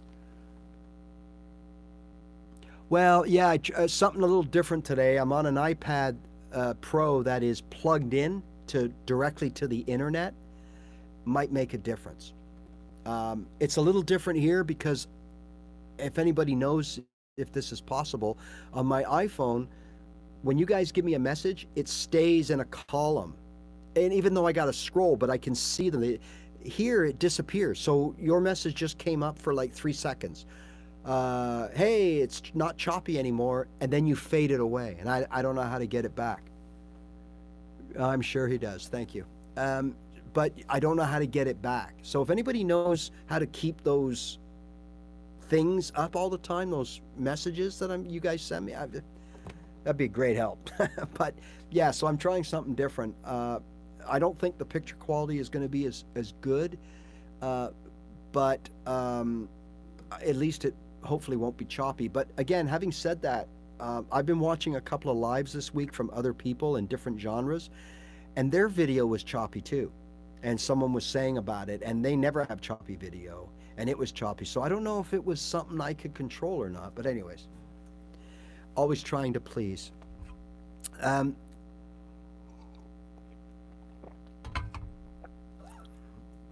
So yeah, now don't get hung up on strumming patterns. This is your chance to run naked and free through the playground, okay? Or through the countryside. You can do anything you want as long as you make sure you fret. Get these chords into your muscle memory. Whatever chords you're learning, whatever chords you're playing, whether it's E, A, D, or it's D, A, G, or it's G, C, D, whatever those sets of 3 chords from the same key that you're deciding that that's my wheelhouse, that's what I want to play. I'm better at playing. That's what it was for me. I just happened to be, I thought I could play these 3 chords better than I could play something like this. Now it doesn't really matter so much, but then it did, right? So I stuck with the GCD thing, and so of course I started learning songs, GCD, whatever, right? So again, but my added burden, and it led to the reason I quit guitar the first time, was it was just so much going on, man. Like I had to worry about landing in the right position on the chords. I had to make sure that my picked exactly the right string. You know what I mean? Only 4 in that D chord. Oh, but there's 5 in the C, and the A has 5, but the G and the E can strum all 6. That takes coordination. It takes some thought at the beginning because we got to get that into our muscle memory, right? A lot of stuff going on, and then all of a sudden I had to worry about down, up, up, down, up, down, up, down. Now it all makes sense. The patterns all make sense. But back then it was just ups and downs thrown at you like arrows. Like, oh, what's this one? Down, up, down, up, up, up, up, down, up, up, up, up, up, up. Like, you do realize there is as you go further into this, that it's really 3 strumming patterns. You got everything nailed, right? But And again, that's for strummers. That doesn't include people that arpeggiate any of those chords, because that's a whole different thing. I'm not really doing a down up here. I'm arpeggiating the individual strings, playing them like notes. So that messes with your strumming pattern. So don't worry about strumming patterns. Instead, think of your right hand as the paintbrush. So your head is hearing the song, right? So I know, bear with me here, because this might sound a bit strange. When I started, there was a few guys I used to get together with once a week. And my big goal was to learn a song, or half a song, or anything that I could play and impress these people, because they were all good guitar players. So I would, do my GCDs all week, or my AEDs, or whatever song I was playing or learning that week. And I'd be sitting there and I'd be going, okay, what do you got, Ray? And I'd go, oh, I was so happy. And I'd start strumming my song. And in my head, I'm hearing the drums, the keyboard, the bass. I'm hearing the singer. I'm hearing the melody. I'm humming the melody in my head. But nobody else hears that. All they hear is this.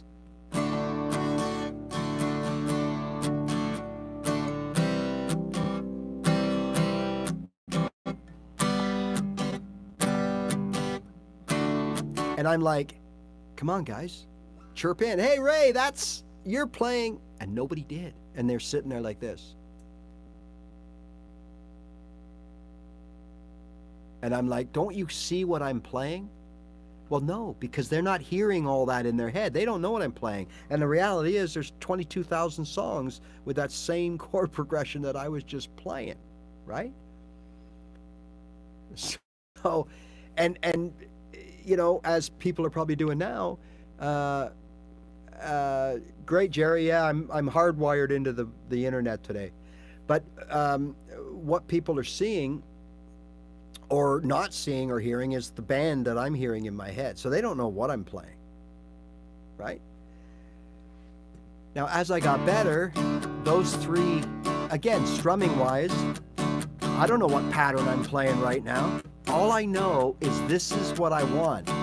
Left a good job in the city, working for the man every night and day.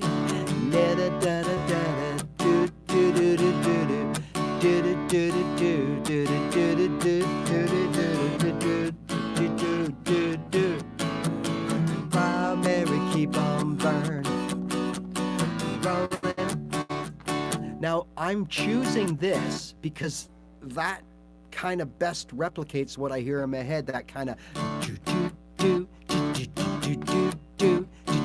so I'm not letting the strings really ring out. I've kind of come up with my own thing. That's what I mean. There's no law, rule, limitations to what you come up with your right hand to turn 2, 3, or 4 chords that you're fretting with your left hand into music. There's no rules. So if there's no rules, don't get upset, hung up, or freaked out and hard on yourself if you're not making any, music is not coming from these chords. Relax. It will. They will. It all will. Okay? It's, again, a marathon. It's not a sprint. So I just want to make sure that you understand that as soon as you can play 2 or 3 chords seamlessly, switch between 3 chords. The minute you can do that, start reassigning that.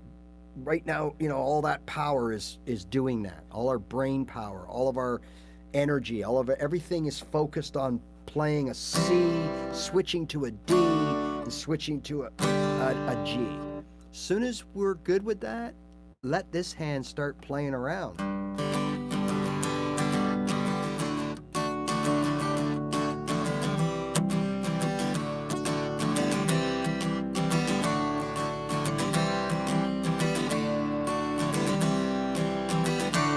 Right? Look at that strum there. Did they teach you that? when you started, what did they tell you when you started? They told you, pendulum. Don't stop the pendulum, whether you play a string or not. Keep that elbow moving. Keep the arm moving at all times. Yes, in basic training, in boot camp, right? That's what you do, because that gets you in the habit of developing time. 1 and 2 and 3, 4. 1 and 2 and 3, 4, right? And everything is symmetrical. Once everything is in your muscle memory and you've now got the basic equipment and the skill level to freewheel it, go naked in the countryside, that's when you turn your right hand loose. So now you're not seeing this anymore. Now a lot of it is from the wrist in. Like if you watch me strum a lot when I'm playing, you're just going to see a lot of this. So I'm only moving from the wrist up and down. That doesn't happen for me anymore. I'm not saying it doesn't. It just, more often than not, it doesn't. I'm more focused on what can I do right here at the point of contact is now more important to me. And it will be for you too as you progress, right? And that allows me to bring other things into play, which we'll talk about down the road, like palm muting, okay? Or percussive muting, or chucking, where we're actually playing, but we're not playing a chord, we're just deadening. We're using both hands to kind of manipulate how we want the fretboard to ring out. But again, that's down the road. So anybody here that can strum 2 or 3 chords are ready, and you don't have to, I mean, you can look, it's okay, but you don't have to really think about it. Like, you know, your left hand is getting that muscle memory to the point where you can land it 7, 8, 9 times out of 10 cleanly. Once you're there, start focusing on your right hand, okay? But do not get caught up on this whole strumming pattern thing, okay? Let's go through some of the patterns that you could and easily use and start out with, right? So the first one is I call it the beginner's strum. It's all downs, right? Now, it's not a simplistic strum, it's a beginner strum for a reason, in that it takes the pressure off our mind. We don't have to worry about anything fancy, and we just go, because we're focused on left hand. 1, 2, 3, 4, change 2, 3, 4, change 2. That's all we're focused on, right? All right.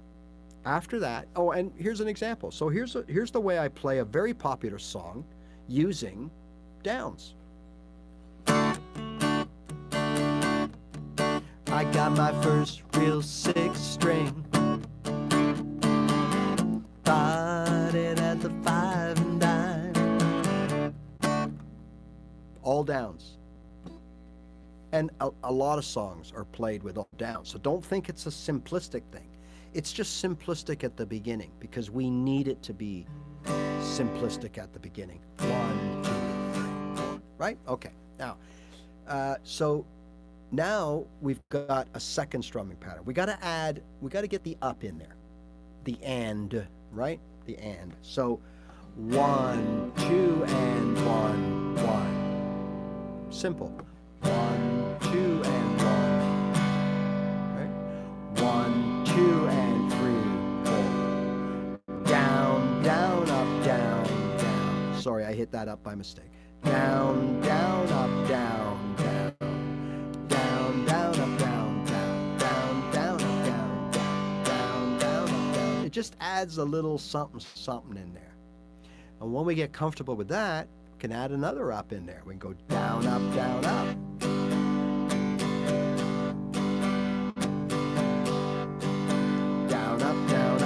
Up, down, down, up, up, up, down. Or we can go down, up, down, up, down. Down, up, down, up, down. Down, up, down, up, down. Down, up, down, up, down. Down, up, down, up, down. Now you notice the pendulum is back. Down, up, down, up, down. however I decide to strum. But once I get into some serious where I'm really trying to manipulate my strings and my chord with this hand and make other kinds of voicings, you'll notice that it'll become down, up, down, up, up, up, down. It'll be all wrist. Okay? But that's something that will just come, and everybody's style is different. I mean, you see some people play like this, right? And you're thinking, what are you thinking? Well, somewhere down the road, that's how they started. They got to come in from this way instead of, like, there's so many ways of doing things. There's not a right and a wrong. So don't think there is. Don't get hung up on doing things the right way or the wrong way, or I'm doing it the wrong way. Because at this point and at this level, don't worry about that, okay? So we have a basic strumming pattern.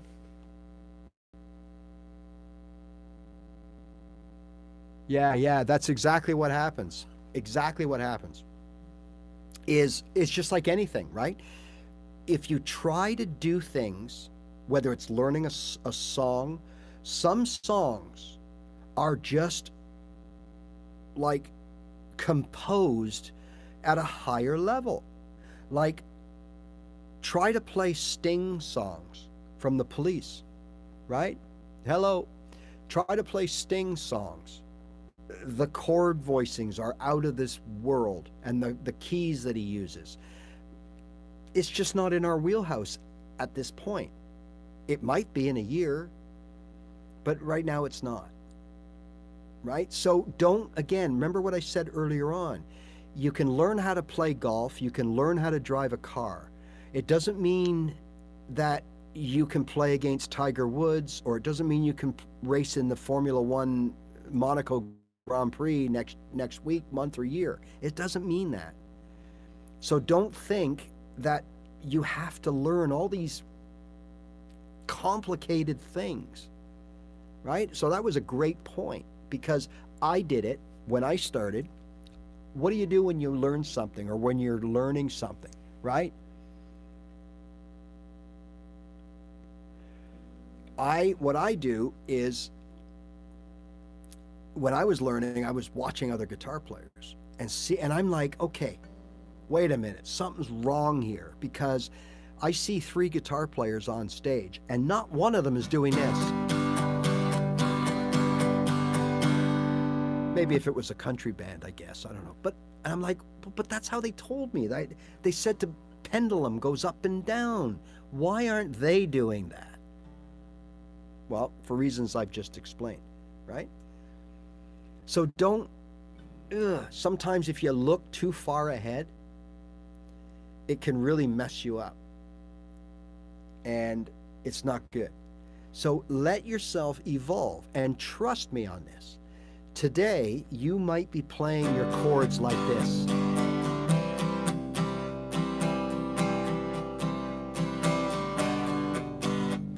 Okay? But in a few months from now, a few short months, which is going to be filled with some frustration, but a lot of fun moments when you actually, for a split second, sound like the song, right? That used to start happening to me. Just for a split second, I would do something. Oh my God, that sounded just like so-and-so. And then back to crap again. But rest assured, slowly but surely, it'll come. And one day you'll look at yourself, or someone will tell you that has seen you play before, and they'll go, hey man, you're starting to look pretty good. You know, like you're starting to look good. You're starting to look like a professional. Now look at my strumming. It's not this anymore. Now I'm down to just maybe a little bit of movement. And then eventually,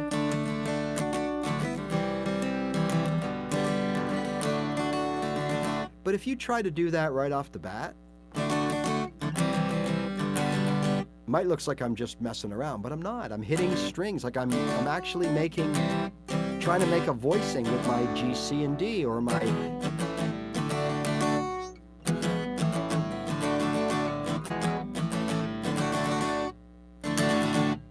But don't try that right away, because it can mess you up, because it can make you feel inadequate, right?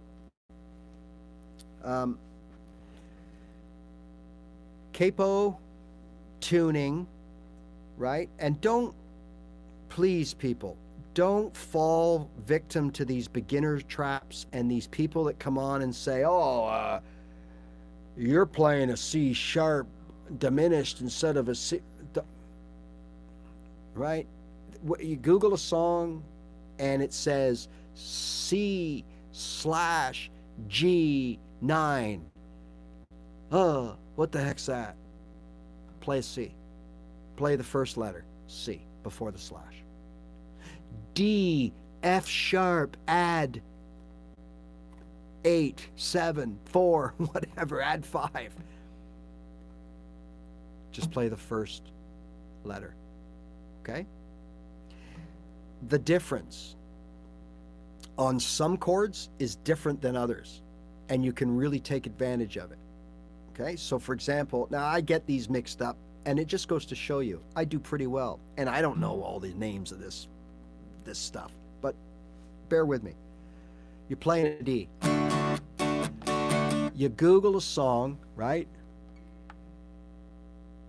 Hey, well, welcome. We do this twice a week.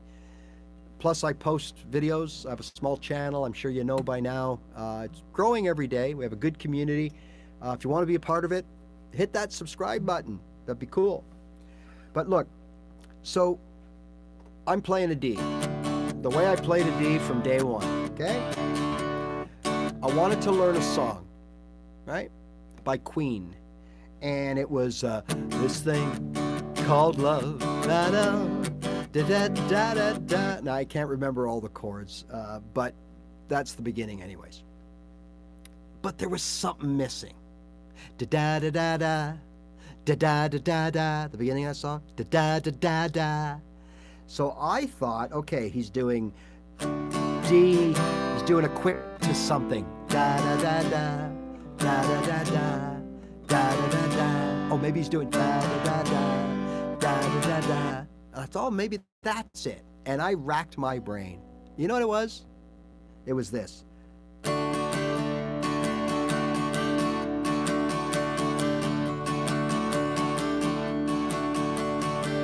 See how subtle that is? Okay? And all I did, and all he's doing is da da da da, is hitting that one note there. But that changes the chord from a D to a D add something or a D whatever, okay? Just like this. See how I took this off and put my pinky on. So let's hear how it sounds. Here's the D. Pinky on, hear it go up, this off. Now swap them out.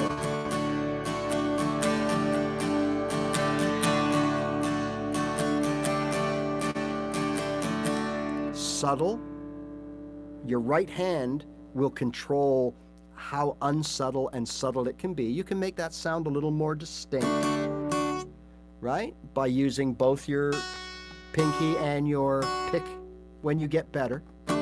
But for now, you've just made a second chord out of that chord just by moving the fingers around. And then there's this version, add that, then there's that version, play that version, play that version. And it all changes the chord a little bit, and they all have names. D sus 2, D sus 4, D add 9, D blah. It's a D, and just play with the fingers. Okay, that's it. Right? But the beginning of that Queen song, I was convinced that there was two chords making that da da da da da da da da da, and all it was da da da da da da da da da da da da, just a dab of a pinky. So that's, you know, another thing coming down the road that makes you not sound as polished as someone that you watch at an open jam or the professionals on TV, or, you know, you're listening to them on the radio.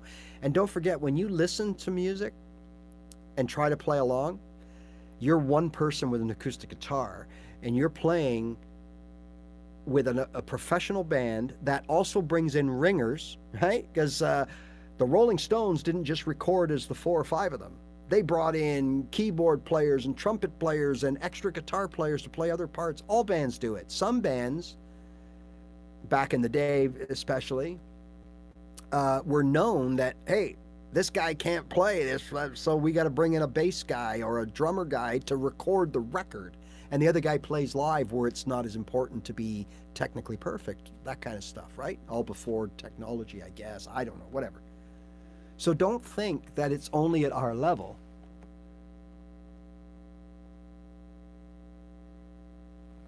I got to stay away from copyrighted stuff. And I couldn't play Eruption. I can't play that. I know the whole idea. I know the key, or I know a key that I could figure it out, but no, that's not my thing here, you know. But anyway, so again, things like that, right? It's okay. If I could, I would.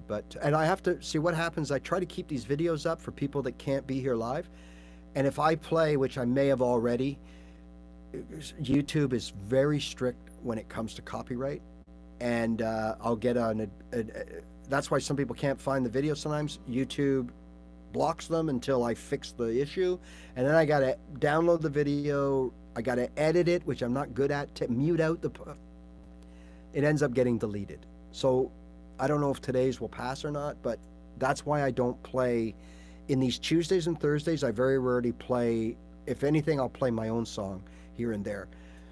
But I do come on other times of the week. If you want to subscribe, and you'll get notified. And sometimes I just sit here and I play cover songs and my own songs, right? And I do that for two reasons. One, I like doing it. Well, sort of a little bit about like, okay, so this guy talks a lot about learning guitar. Can he play or can he do? Well, no, I'm not anything greater than anybody here, okay? But I have my own little thing. I like to play and sing. I like to write my own songs. I'm very, even though I know triads and bar chords and I know scales and I can play lead and all that stuff, it's not my thing. I like playing rhythm guitar and singing a song and entertaining. That's what I like. That's my thing out of this, okay?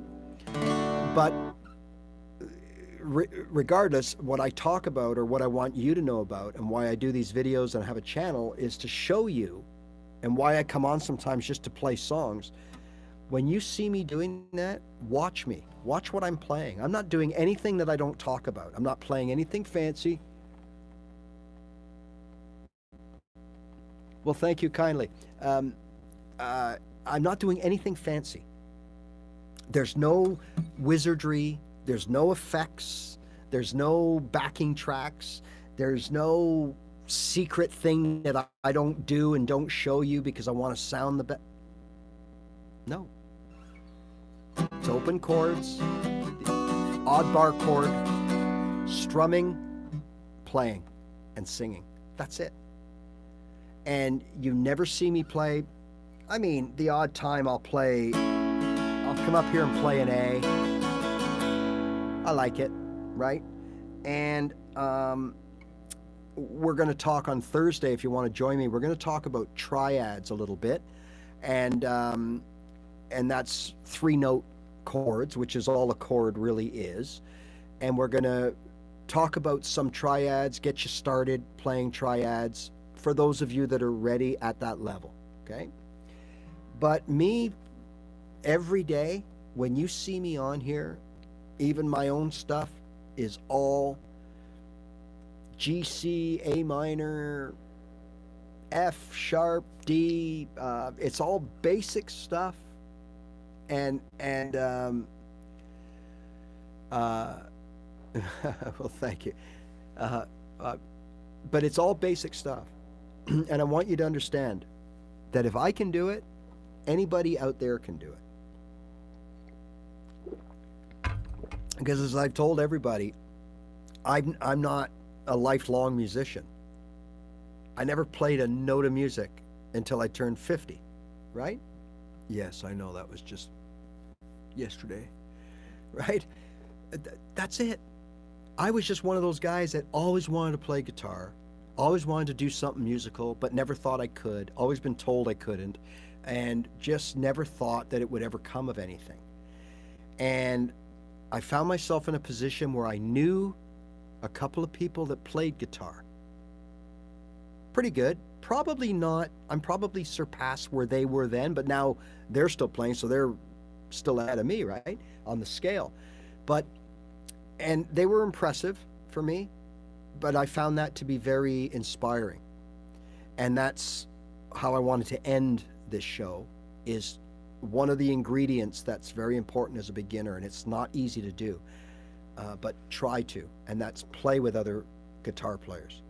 Jam, play along, go to open mics or open jams, and just be around other guitar players. It's so important, and I'll talk a little bit more about that in a minute. But the main thing is, you have to remember, is when I decided to do this, okay, I went all in, and I am still all in. Okay, many of you know that I spontaneously will turn on the camera Friday night at 8:30 because I'm practicing or I'm preparing for something, a gig I'm doing or whatever, and I let you guys come watch. And yeah, I do what I tell you to do. You'll see me practicing certain chord changes. You'll see me practicing, my scales or little riffs and runs that I talk about. And that's, I think that's important, that you see that it's not trickery, okay?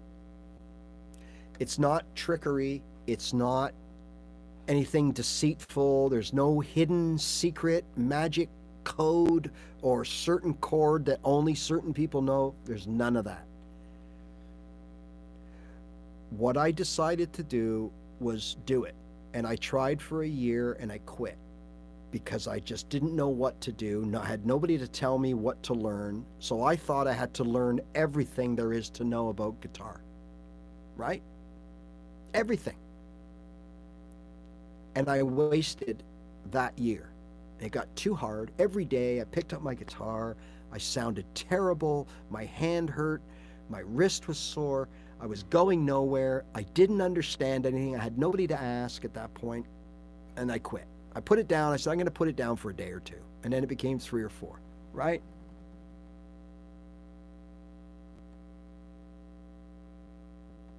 Yeah. That's a very good point. And especially for electric players, right? Acoustic, it's touch and feel, I call it. But I'm going to touch base with that. Good point. So I quit. I wasn't enjoying it. So I went to about 6 more months, and then I got inspired again. I picked it up. And of course, being smarter the second time, no, I did exactly what I did the first time. I started listening and watching all these videos of these whiz kids and YouTubers going up and down the fretboard. Download this, 10 minutes, you'll be playing like Eddie Van Halen. And I fell for all that stuff. And everything I tried to do, I didn't comprehend it. I didn't do it properly. And then I moved on and tried something else. And I didn't do that properly or thoroughly. And I only got a little bit of information. And then I went somewhere else. And I kept doing that. And then here I was another year. Now I'm 2 years plus 6 months off, 2.5 years that I wasted. When if all I had done in those 2.5 years is sat down every day like I did the third time and just play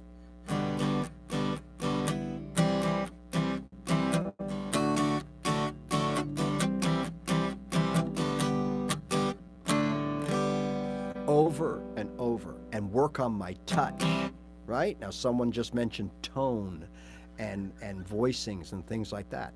If I had sat there and put 2 years into playing, of course I'm not going to just play the 3, but to start out I did over, like on the third time around, I just played those same 3 chords because those are the ones I could play the best. I knew other chords, but I had trouble. I'd mishit them, my finger would get in the way. But those 3 chords, I could zoom. So I just worked on that, and I got it to the point where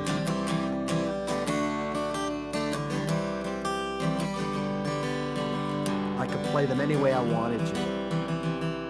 Learned how to dab the notes a little bit.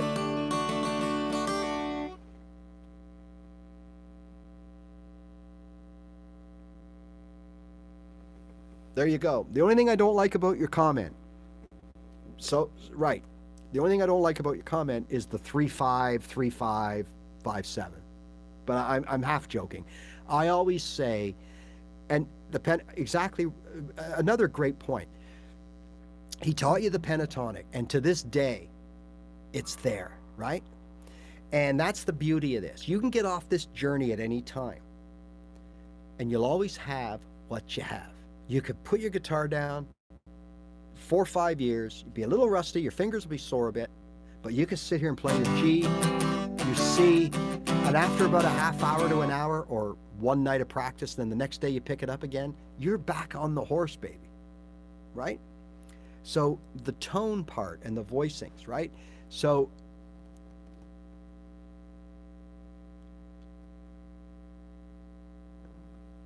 right, exactly. So I started at G, C, and D. And I started to get good with my right hand.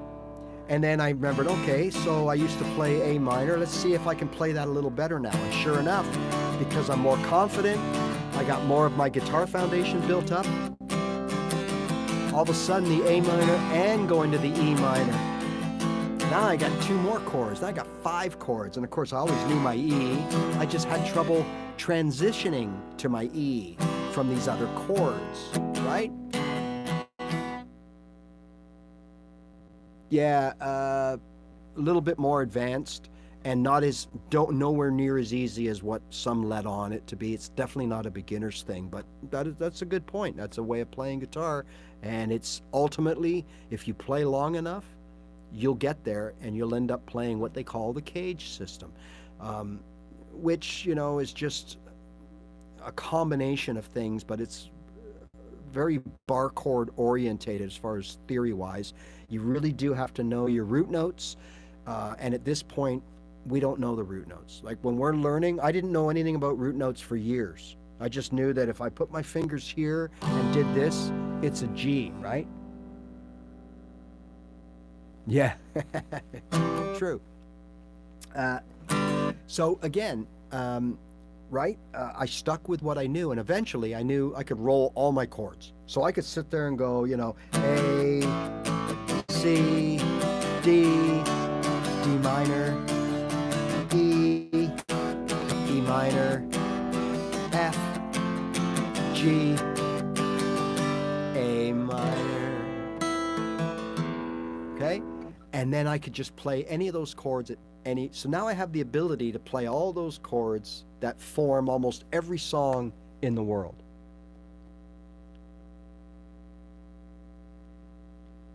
Yeah, exactly. That's exactly the way to do it. You've got to get your chords down. And it's okay, again, to do basic strumming. That's fine. Nothing wrong with that. But the day and the minute that you can put together 3 or 4 chords in the same key using your left hand without really worrying about it, you can still look, okay? Right hand is definitely the music. That's what the right hand makes music out of what the left hand gives it. So righty makes music from what lefty throws at it, okay? So, but in order to get there, we got to get here. We got to give lefty his chance, right? Right, exactly. I can only think back of those days. I used to sit there and think to myself, what am I getting myself into, right? That's a good way of saying it, sure. But I used to sit there and go, what the heck am I getting myself into? This is torture, okay? Both mentally and physically. And I was like, wow. But I was hungry, as I know you are, all of you are, or you wouldn't be doing this and you wouldn't be here. And trust me, it is so well worth it. I can't tell you how long it's going to take you. Same here. Mine wasn't a Harmony, it was a Beaver Creek. My first guitar was a Beaver Creek. Got the whole package for $120. Guitar, bag, tuner, picks. I got it all, right? But trust me, it is so worth it. Um, I'm not going to sit here and say it takes this amount. I hear people say that. Well, after 3 months, you should be doing this. After 4 months, this. I have a problem with that because I think you're setting yourself up for failure. We all learn differently. We all have different skills within ourselves. Motor skills, coordination, hand-eye coordination, brain power, hearing. We're all different. And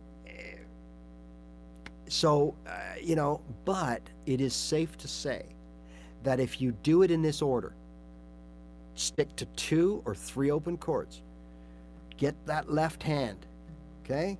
Strumming, fretting those chords. 7 times out of 10 is fantastic, okay? In the meantime, you're just going what you need with, okay? Down, down, down, change, down, down, down, change. That's cool. But the minute you can, switch your attention. Instead of learning other things like I did, I got to that level twice before where I sounded good playing 3 chords and I went, okay, that's all I need. I want to learn bar chords. Oh, I'm going to learn scales. I'm going to learn triads. Hey, power chords. Oh, gotta know your power chords. Just stick with those open chords and use righty to turn them into music. And I guarantee you, okay, in a short amount of time, you will all of a sudden start sounding good.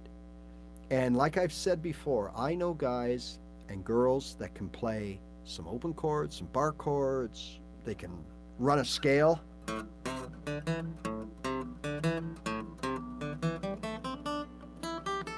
But that's all, like, this isn't music, people.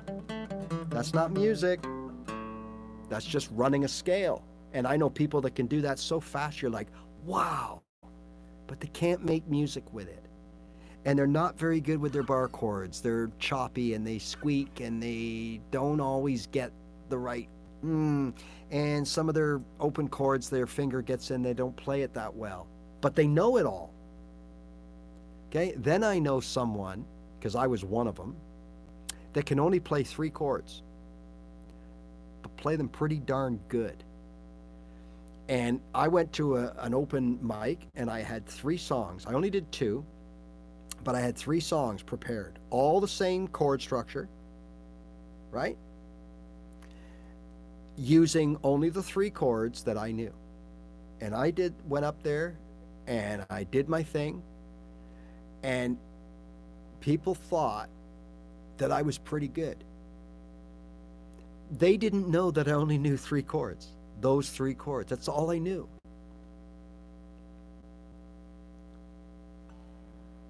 Right? Because I played them really well. And don't ask me to play an E. Don't ask me to jam with you. Don't start playing. Say, Ray, join us, would you? I don't know what you're playing. I don't know how to play it. So a lot of it is perception, right? Like you can see something. This happened to me. I saw this guy, and I know you guys can relate to this, or if you haven't yet, you will. Yes, Kings of Leon. Yes, I saw this guy one time. I was out somewhere, and he sat down, and he didn't have a guitar, but they knew him, and they said, "Oh, here, you want to play a tune? Here's my guitar." And this guy gave him his guitar, and he sat there, and he pulled it out. And he was like this, and he started doing this. He went.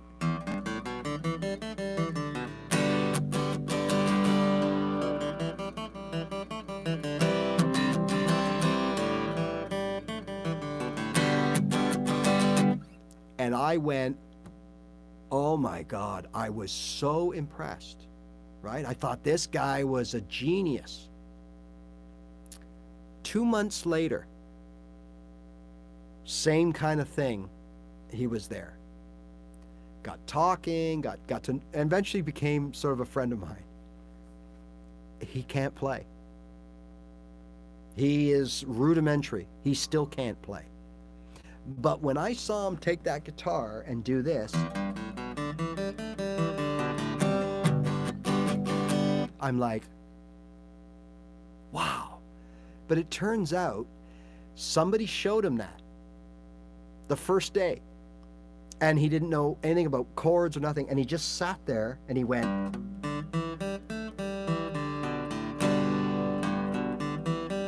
thousands of times until he could do it in his sleep. And then, of course, you know, you learned how to add the C, you know. But the impression he gave off was that he was a virtuoso, right? And he could sing a little bit too. And I thought, wow, this guy's amazing. I want to be like him. So, you know, don't always judge a book by the cover. And especially when, you know, you're watching these videos, you don't know if it took that guy 100 takes to make that video, or that girl, you know, to get it perfect, right? And you look at it and go, wow, I got to sound like that. And you're mad at yourself because you don't sound like that day one. Well, might have 35 times he might have tried that to make him sound that good, but you don't know that. And nowadays with technology like AI, I mean, I can watch cats grab a pigeon out of the air, pluck them, barbecue them on the rotisserie, and sit down and eat them with a knife and fork, with thanks to AI, right? We've all seen things. So I don't know now if anybody is real anymore. So don't get, really important not to get caught up on that, right? You know how hard it is, but how good you can become in a short amount of time if you put the practice, right? And that's what I did. I played every day, sometimes twice a day, morning and night, religiously. And even though I didn't know anything about theory, I didn't know anything about chords, keys, how chords are made, I didn't know root notes, I knew nothing. I just said, okay, I want to learn this song, and Google gave me G, A minor, G, and D. So that's what I learned how to play that song, okay? The rest is just day in, day out. And like I always tell people, you don't always notice you're getting good. And a lot of you out there are much better than you think you are, because all you do is you hear yourself every day. Now, it does help to record yourself, and it can be as simple as just turning your phone on and playing into your phone. If you want to get sophisticated, I do have a couple of videos on my channel. Esteban, are those the guitars? I'm sorry, your message flashed away there. I don't know why my messages don't stay up, but was that the guy on TV that was selling those acoustic guitars on late night TV way back? It sounds like it might have been. And this guy was selling these guitars. He had the fingernails, the big fingernails, Esteban something. And they were pretty cheap. I'm going to say they were $89 or $99. It was some crazy cheap thing. Yeah, that's him. Yeah. I always wondered how those guitars were. They're probably the same as the one I learned on, the Beaver Creek. Low end, but looks good and kind of okay until maybe got it into adverse conditions or something, but nice. Yeah, it's a good one. I'd forgotten all about that commercial. But anyways, so what I was saying is, I'm going to tell you that, yes, we all have issues with things like coordination, hand-eye issues. Some are better than others, right? Cool. Well, thanks, Jerry. Yeah, you've been around for a while. I appreciate your support. And yeah, hey, look, if I'm not a guitar teacher, right? I'm just a guy who taught myself how to play and showing you how I did it. And I guess I'm a little bit motivational, they tell me. I don't know. I've had some brand people sniffing around. I don't know if they're scams or not, but they want me to be make videos for them or yeah, whatever. I don't know. But yeah, I understand, because I'm passionate about it, because you have to be. To learn an art, a craft, a skill, a trade, a career type thing, you've got to be passionate about it to want to put in the time. So I'll tell you what I did was I started off playing any minute I could get, right? So I started off playing, to be honest, E minor, E minor. That's the first two I actually learned. And then a couple days later,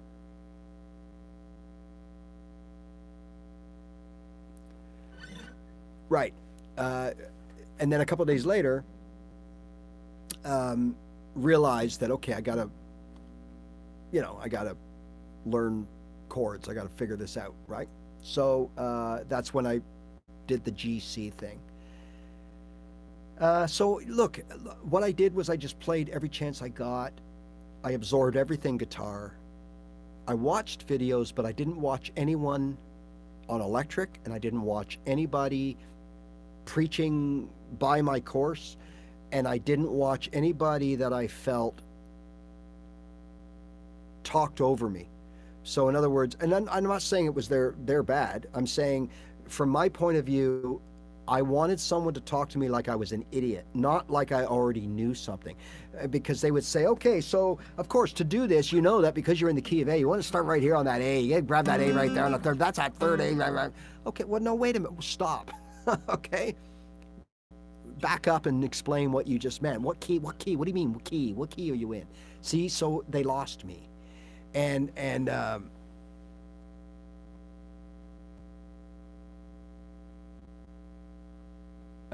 nice. I was wondering about that. Yeah.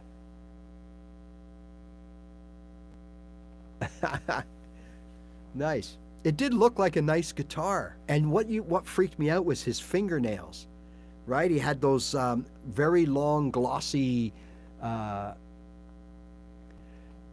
Those harmonies, they'd be sweet to have now from way back. And there was a bunch of guitars that used to be sold out of the. Like I hear people started with Sears catalog guitars, and I think they might have been Harmony, but I think there was another name that would pop up, and I think it had a cowboy, like a Roy Rogers cowboy on a horse on the thing, and they were very popular in the Sears catalogs or those kind of things. And I guess they were really cheap, but back then, you still would have got quality wood and good craftsmanship, right? Even though they were cheaper.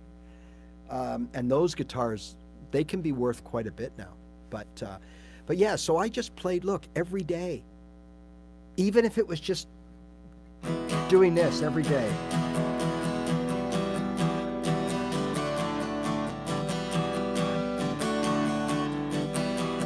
Every day. Every single day. I didn't know what I was doing. I just knew that I wanted to make my chords sound as good as possible, right?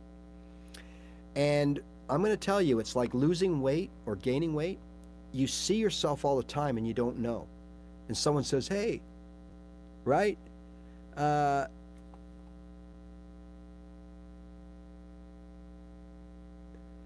Okay, the Clapton point. I'm going to get to that in a second. So yeah, I would just every single day, just play every single day. And that's why I always end my videos and stuff by saying, just play your guitar, because sometimes it really doesn't matter what you play. It's just the fact that you're playing.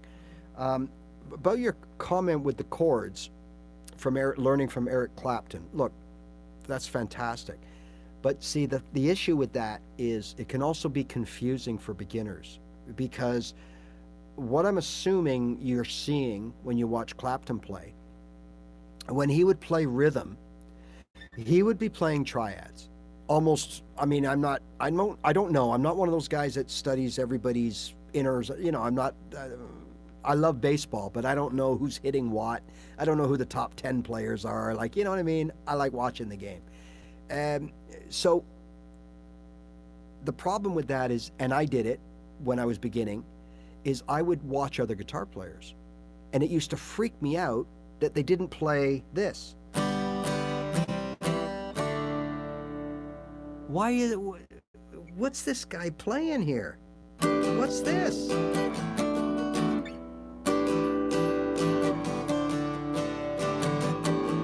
What are they doing? That's a D. Why is he playing it here? He's supposed to be playing it here. Because they were playing triads.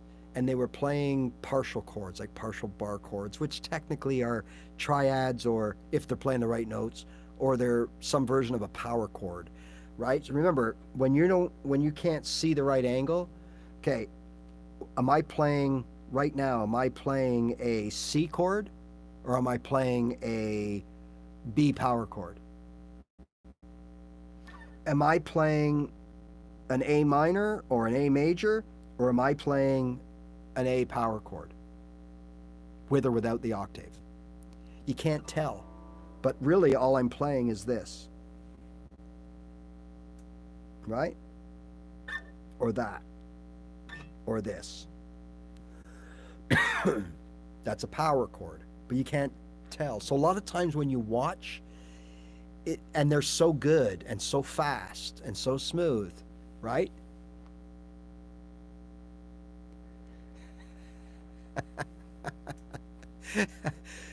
You're absolutely right. You're absolutely right. That your head starts to implode. That's why, and exactly why. That's why I tell people at the beginning, forget that stuff. You don't need it, okay? But the most important part of that is you will know, A, when you do need it, and B, when you want it.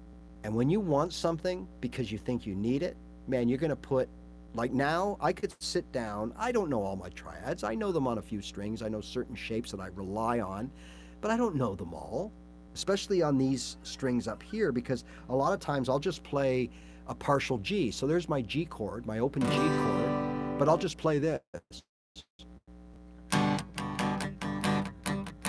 Yeah, Jeff, they would be. So I'm playing a G, but all I'm playing here is G note, B note, and open D. That's a G triad. Okay? Now what the other person was mentioning is inversions. And then we call it a G triad because the root note, the lowest note of the three, is the actual G note. So it's a natural triad. He's talking about an inversion, so that all of a sudden the G note is not the lowest. It's just another note. So in other words, it'd be like playing a D without playing this note here, this open D string. That's that low D, the root of the D chord, right? Because we play 4 strings. So instead of that, it'd be like playing the D chord without that note, and now your root note here, D, is not the lowest note. It's just one easy example, but technically it gets, yeah, it'll put you in an asylum. Just like when I would talk about, you know, finger arpeggiating chords, picking out the strings of a chord. I haven't moved my finger on the left here. I haven't moved my hand, but I'm arpeggiating the individual strings. And I always tell people, don't zoom in on the video or stop it and zoom in and count what strings I'm playing, 2, 1, 2, 3, because if you do that, you might as well just start babbling now and run to the funny farm, because that's where you're going to be. You can't do it. You got to that's got to be natural. You just got to feel that. Know what strings you want depending on what sounds you want. I mean, that's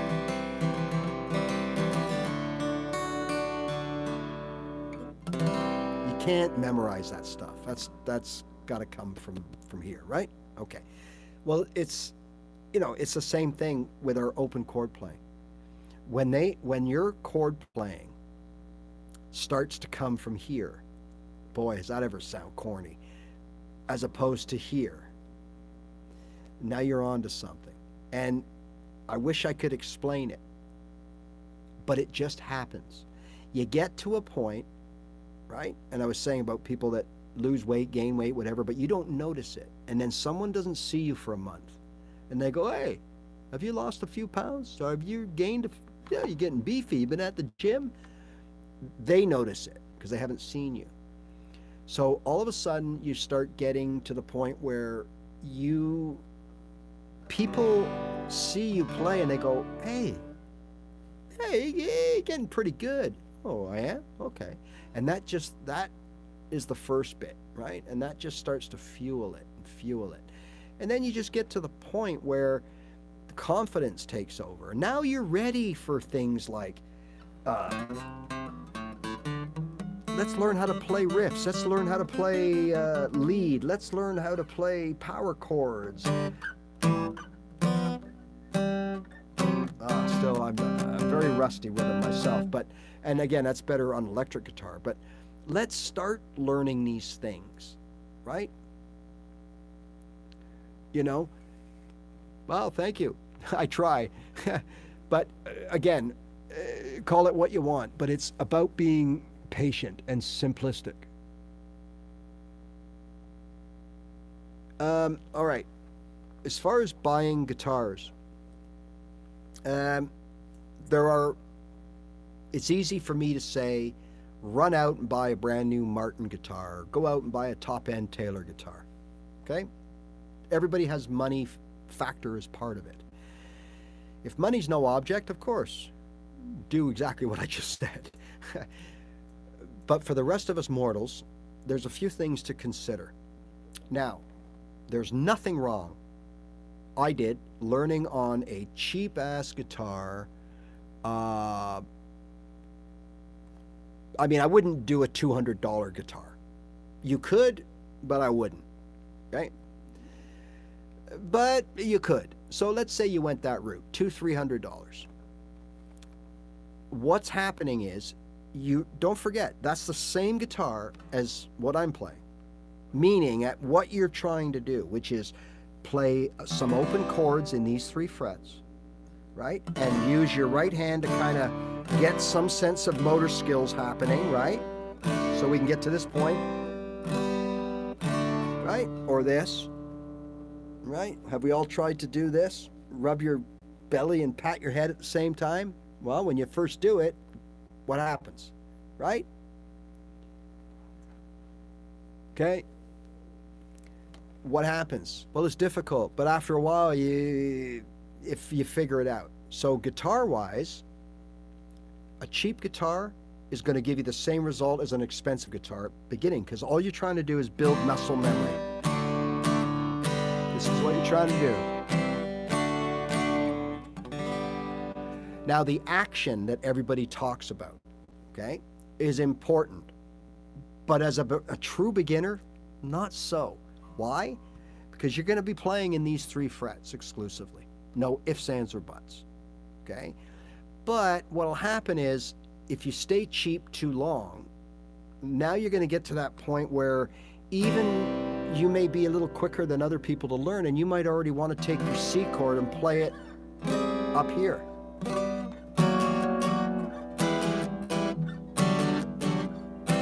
Just because you can, and experiment. And having that high action on the cheap guitar on the back, it's gonna stop you from doing it again. It's gonna stop you, even though you shouldn't be, learning bar chords, and you won't want to play them here, here, here, or here, because you can't. Because you're gonna have usually a large action on the cheap guitars. But as far as getting your strumming down and all that, your ear is training from day one. If you hear an A chord and it's not sounding perfect because it's a cheaper guitar, it's not the end of the world, because you ain't going to tell the difference anyways. You're not going to know.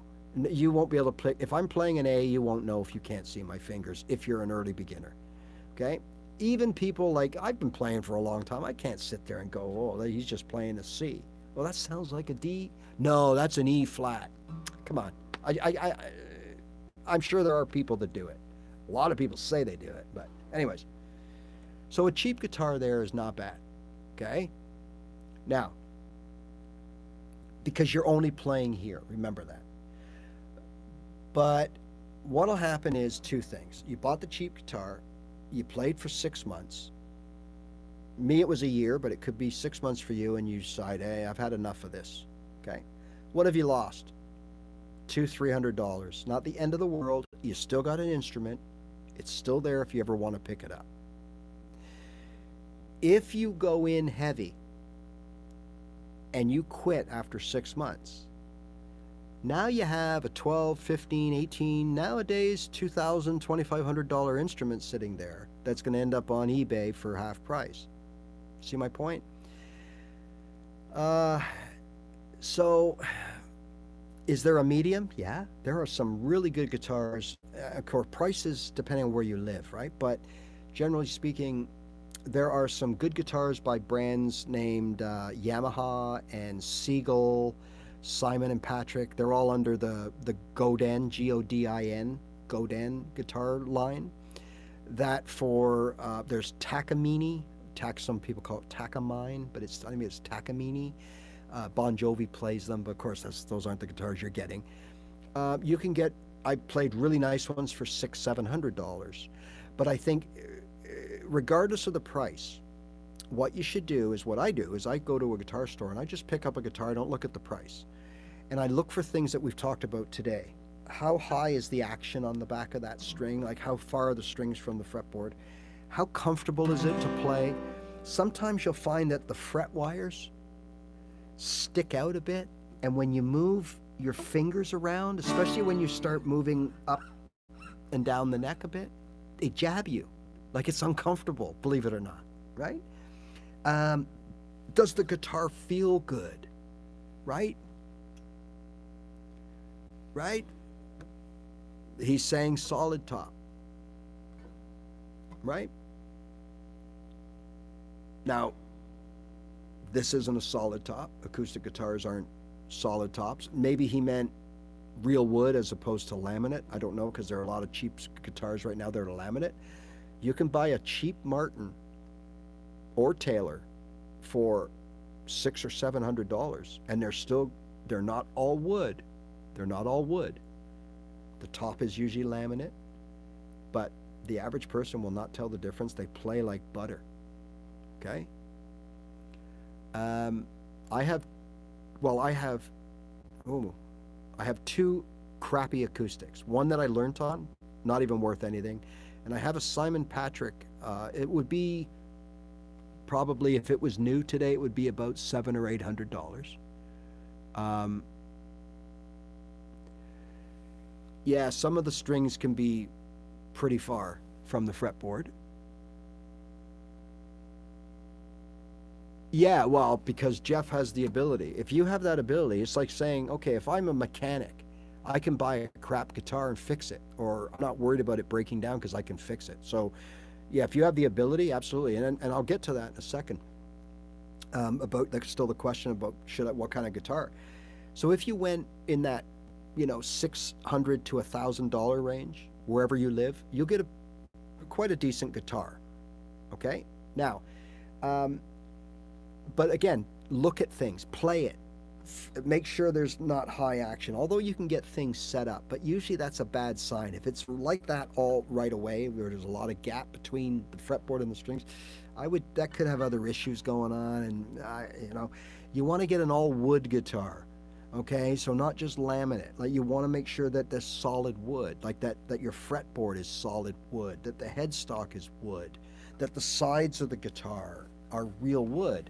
I mean, think about it, right? If the wood is real, you're going to get a natural tone, and that's what you pay for. Okay? When you play it, when you go looking for guitar, bring your tuner. Make sure, so tune it, and then play it. And then do this. Jiggle the strings a little bit to simulate hard playing. Okay?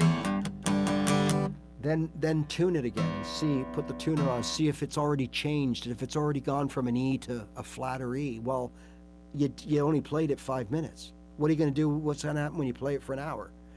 That's a sign that the guitar is not going to stay in tune, because maybe the tuning pegs, cheap guitar, cheaper pegs. There's things like that.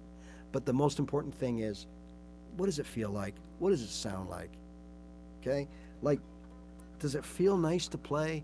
Like, mine needs work. I'm getting a little bit too much action in the back. When I go to a guitar store and pick up a $5,000 guitar and start playing it, it's like butter, because it's so, that's what this was like. Now I've got to take it in for a lube up, a lube oil and filter.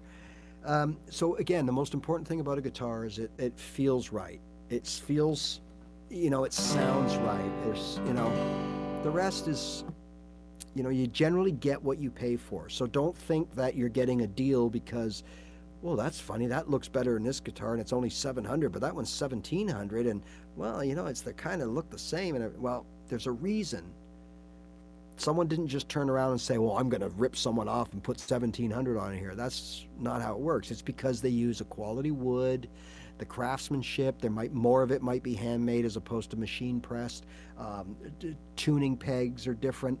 The bridge, the saddle, the pins are all different material made. It all makes a little difference. Okay?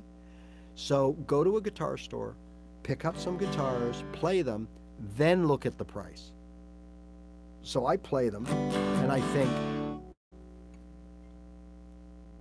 yeah, absolutely. I wouldn't buy online. I wouldn't buy a guitar online. There's certain things I don't buy online. I might buy an electric guitar online because I think electric guitar, I know I'm going to get yelled at, might be less important. Like you can sort of, like it's electric, you know, okay? But again, if you want to yell at me, I get it. But I would never buy an acoustic guitar online. For example, there's a brand called RAYRAY. They're made in Canada, West Coast. They're very high quality guitars. People swear by them. RAYRAY, okay? I play them, and there's something about the way the neck is right here. It's weird. It feels like I'm holding an axe handle, okay? If I ordered that online, I know I'm getting a quality guitar, but I might not like it, right? Nothing wrong with guitar centers. Ours up here is called Long and McQuaid. It's a national distribution thing. I don't. It doesn't really matter where you get your guitar. What matters is the make and what's in your guitar, what type of wood and all that kind of stuff. But again, it's so important that it feels right to you and it sounds right, and then it would be the price thing. So again, I've played guitars for 3-4 minutes and thought to myself, wow, what a sweet guitar. I turned the price over, $600. I'm like, oh my God. Then I've grabbed some guitars, been playing, and went, this is a piece of crapola. I would never buy this. Look at the tag, $4,000, okay? And I can tell you right now, the brand that happens to me the most is Gibson.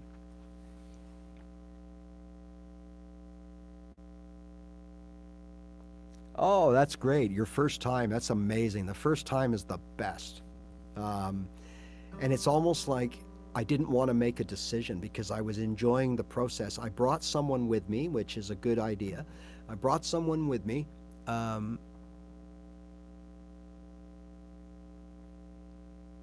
Oh, nice, nice, nice. I brought someone with me that knew, was a good guitar player and knew, and I was there for hours. And I ended up buying a Taylor, not this one. I ended up buying a 300 series Taylor, and at the time, I'm going to say it was like $1,000. The same guitar now, yeah. Those Koa series are sweet, but they're about, aren't they like $7,000 or something like that? I think they're about $7,000. Well, I mean, I'm sure there's cheaper ones, but they're like real high end, I think, right? But yeah, I bought a Taylor. That was my first quality guitar. And then I bought this one, which was a step up from that. So, right? So,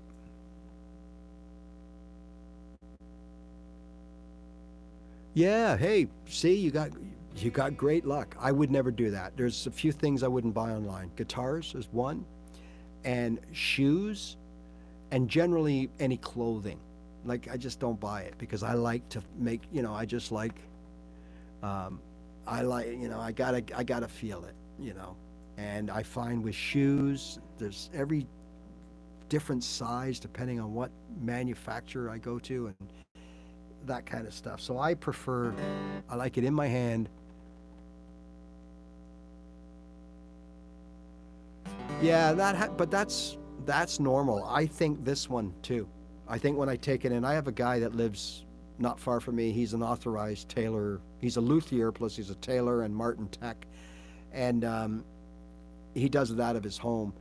And I think he's going to find that my neck is a little, I'm going to need whatever they do. I don't even know what they do, but, and I don't even want to see it done. So, this is definitely due for that.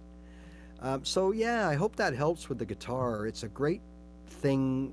It's a great experience buying your first guitar. This is my guitar. This is my go-to guitar. This is my gigger. This is my video maker. Um, uh, this is it. Okay. And this is a Taylor 416 LTD limited, I guess. They must have done, I think it's something to do with inlays, and there's like a fancy thing around. Whatever. I don't know how they distinguish that, but it's known as a 416 CE for cutaway with electronics, and it's an LTD. That's all I know about that. So I do know that to replace it now, to get the kind of sound that I believe I get from here with the woods and everything, because this is now, 15 years old. I didn't buy it brand new. I bought it I was with the owner, the original owner, when they bought it, and then I wasn't playing at that time, and I ended up buying it later from him. This is my main. But my first guitar I bought was a Taylor 300 series, and it has no electronics, and it's I guess it would be called like it's not a fuller, like this is a little more of a fuller back. I think they call them auditoriums or grand auditoriums. Those are the generic of all the brands. I think they call them something like that, where they're a little bit pinched in a little more, so it has the full thing, but it's pinched in. It's a little smaller body, but it's a sweet guitar, no doubt about it. And then I have the one I learned on, which is a Beaver Creek. It's not even worth $80. It's completely, I think it's completely acrylic. There might be a bit of real wood around the sides, but you know what? It looked really cool, and I played it very well. And I know people probably, like I would now, I'd give it to someone to play, and they'd go, "Oh God, Ray, what are you doing? This is terrible." But hey, right? I got to fix this with the messages coming in and out like that. I can't. By the time I can't really. Then I have a Art and Luthrie. It's the same as the Godin company. They make Simon and Patrick. They make Siegel. They make a few brands within the Godin, Godin brand name. I believe they might be even Canadian too. We got a lot of good wood up here, right? So, that one is a guitar I never play, but I'll never get rid of it, because what I end up doing now is I'm playing around with, like playing around with the truss rod and stuff that I would never do on this guitar, just to kind of learn more about guitars. So it's kind of like a experimental piece. But and then I have this is a bass, Jackson bass, not a high-end one. And then I have this sweet guitar here. This is a Godin, and it's called Stadium 59. I am not an electric guitar player.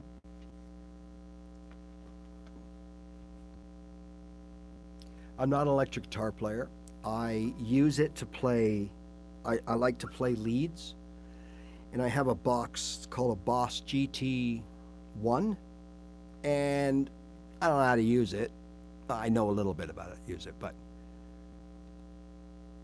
yeah, I'll get to that in a second.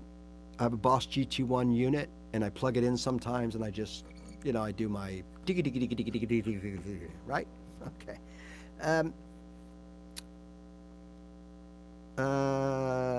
Those, what you just asked me. Sorry, my mind is. Epiphone. Okay.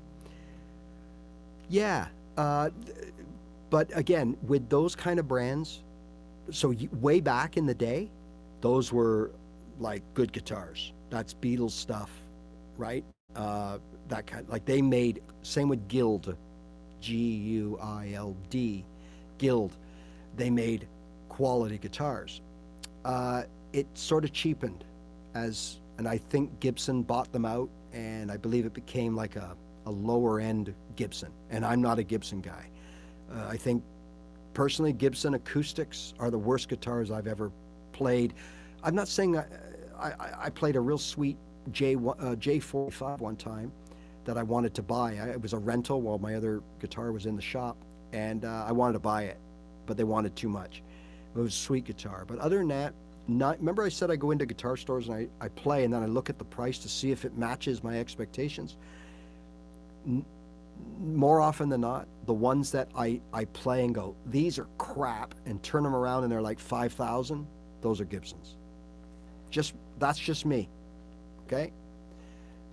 If it was any other way, I would say it like it is. And it just seems that more often than not, every time I play a guitar that's crap, but it's really expensive, then it's a Gibson. So Epiphone, I personally think that one of the things you got to watch for is they make real shit Epiphones. And they make real good Epiphones. And you got to make sure, okay? Oh, is that what it is? Indonesia? Well, I think they're all getting all like that now. Even Taylor and Martin are going to Mexico. They make cheap guitars in Mexico too, right? But yeah, it's unfortunate. Just like the Strats and all them, they're all, what are they? Are they Indonesian or Chinese or, I don't know, Japanese or something? Yeah, I agree with you. I think it's Christopher, I think. I agree with you. Yamaha, or I was going to mention Yamaha. So brands like Siegel, Epiphone,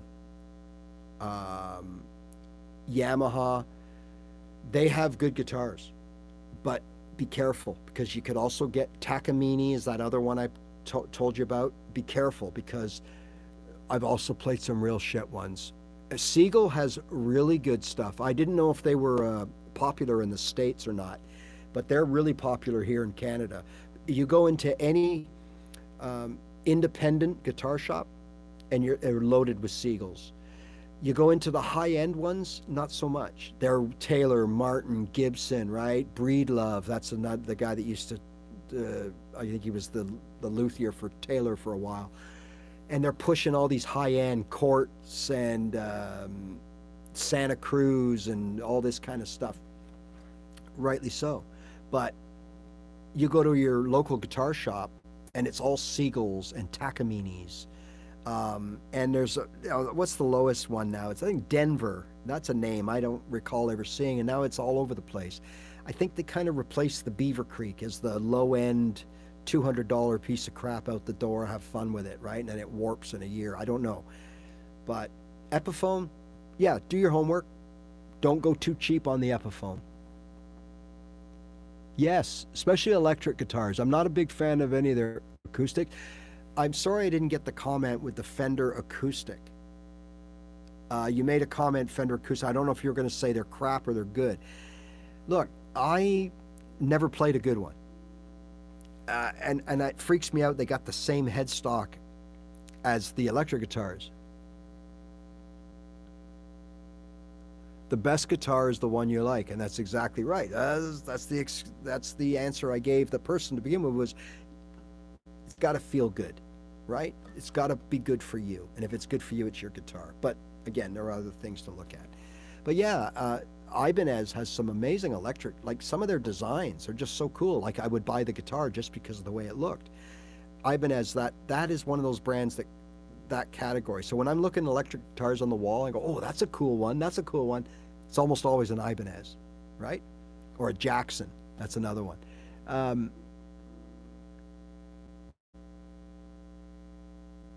Rogue.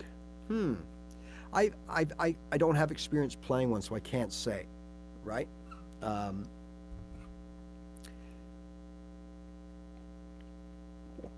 The Fenders to me, and I know I've seen the pros, they playing Fender, but remember, those are coming from what they call the custom shops. Like these are different guitars, right? That I'm not saying it's prevalent, but I'm saying it's not uncommon for a pro to have a guitar with a Gibson head on it, but it isn't a Gibson guitar, but he's endorsed by Gibson. You follow me? You're not going to get that same guitar. And Fender, to me, I've seen some bands using Fender guitars, probably country bands.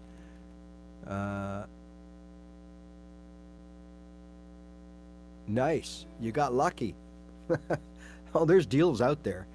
Uh, but I mean, I don't think online is a place I would want to buy a guitar myself. But I understand why it's done, and probably get lucky more often than unlucky. And it'll all fit right and feel good, and there's no weirdness going on in the neck, and you can play it, and, right? But I'd rather sit and play it first, right? If I could. Um, I suppose if you played a model of a model, and then you ordered online that same model, I guess it would come exactly the way the one is in the store, right? That's one way to look at it. But yeah, so I mean, again, and I don't know much about electric guitars, but I do know I'm definitely heading there. I play it quite a bit. And the bass, I picked that up because I started following these bass people on social media, and I just thought it was cool. I've always liked the bass. I like the way the bass sounds in songs. When I listen to music, I tend to hear the bass. And so I picked it up as, quote, learning a second instrument. I play a bit of harmonica as well, and I mean, if I'm recording something and I have time to think about it, I can play some basic chords on a keyboard. But like to really like get into things, no, I just thought, okay, I got inspired about bass, and I thought, I'll pick one. I happened to be somewhere, there happened to be a sale, I happened to have the money, I happened to want it, right? So I brought this bass. Now what I found, and I wasn't planning on this, when I started playing it, and I'm talking now maybe a couple of weeks of pretty much every day picking up the bass. Wow. When I went back to my acoustic guitar, it was so easy. All the notes were so close, all the frets, everything seemed so easy because remember, on the bass, the strings are like garden hoses and the frets are really wide apart, and it's just a big, long thing, right? And you're playing. So then when you go to the guitar, this guitar, it's like, holy jumping, is this ever easy now to play bar chords and stuff?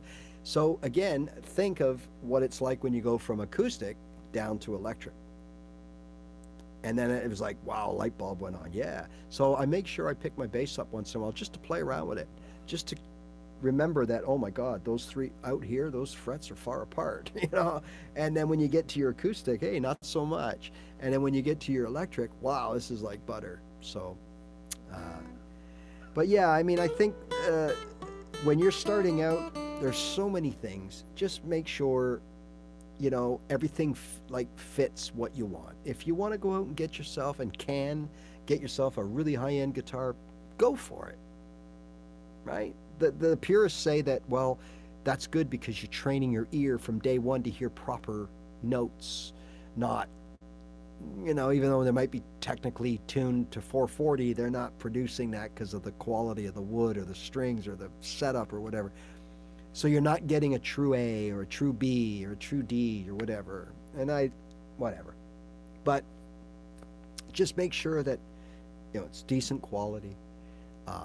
It's going to last. It's playable, right? And remember, another thing too. Probably it doesn't apply to us, right, or a lot of us here because you're still learning, but eventually, what do you want to do with your guitar? Do you want to go and play out, do gigs and stuff? Right? Yeah, the Fishmans, I don't use acoustic amps, but the Fishmans are by far. Yeah. I don't use one, but they are good. And if I do need to use one, it would be a Fishman for sure. I've rented their loud box, both the big one and the mini. Now this was a few years ago, maybe it's different, but I used to have a mini. Very good, very good. Nice, sweet sound, and I think that one day I'll probably swap this pickup, which is a Taylor pickup, and they're a little bit kind of hot. They're kind of harsh, and I might swap it out for a Fishman one day. But so here's the point I was going to make. If you all of a sudden start gigging or wanting to take advantage of technology by plugging your acoustic guitar in, using some basic pedals, reverb, whatever, okay, playing through an amp, playing through a processor or a mixing board into your headphones or whatever, if your goal is to gig, be in a band, that kind of stuff, where you're going to be plugged in, well, think of this. Almost every acoustic guitar, even the real good ones, including this one, sounds different plugged in than it does acoustically. It's just natural, okay? You're going from natural sound waves to something made up using electricity, basically. So if that's the case, if your end goal here is just to play plugged in most of the time, I'm sure Jeff can confirm this, you can buy a lower end guitar. Oh, I've seen that. I want to talk about that in a second. You could probably buy a low-end guitar, as long as the action was right and everything, but put in a good pickup system, because you're going to be playing it online with technology, with pedals and amps and reverb and delay and all that stuff. So really, when you plug in an acoustic guitar, you're essentially, now I don't want to get, again, I'm not 100% sure, but I'm going to go out on a limb and say you're essentially only going to sound as good or bad as the electronics, not the guitar itself, right? Yeah, for sure. Usually sounds, I think the theory there is it's supposed to start sounding even better the longer it goes, but who knows, it could work both ways. But yeah, so if your goal is to play in a band and you want to play acoustic, or you want to be plugged in all the time or most of the time, or you want to be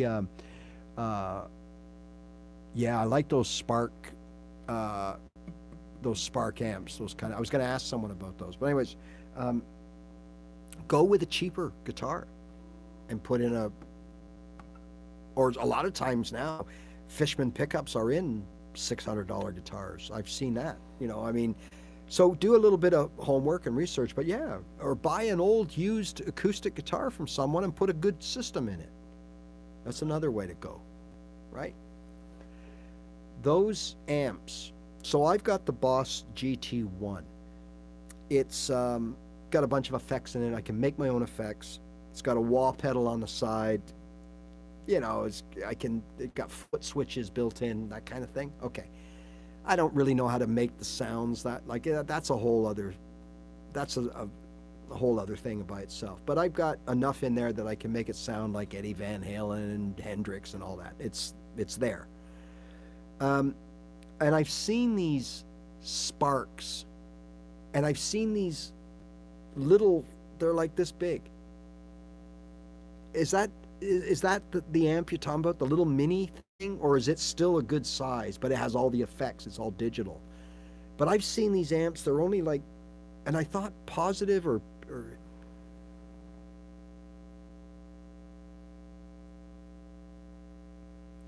so the Spark Mini, is it loud? Like, is it, or does it sound cheap-ass tinny? Like, I've seen even those Marshalls, they have $110 little Marshalls or something like this, right?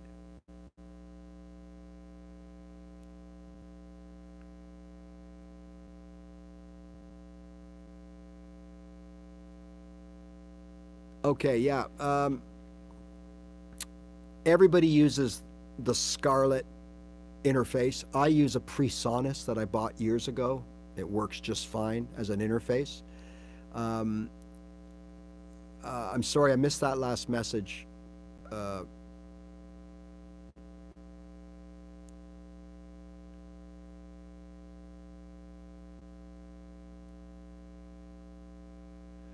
Yeah, so, but again, that's for electric, right? Those Sparks and all that. Because acoustic, yes, you can use the effects, but aren't you hearing it? Well, I guess you could. Yeah, okay. I guess no, you can use it on acoustic. What I was thinking about is the quiet level. If you wanted to be silent, you can't ever be silent on an acoustic guitar. And I thought some of those rigs, that was the reason. Like, I got the rig was I could plug it in my electric and play, and nobody is bothered by the sound, right? But so those, yeah, I was looking at those. I thought that'd be pretty cool. Um, so you definitely recommend the Sparks. Those are good.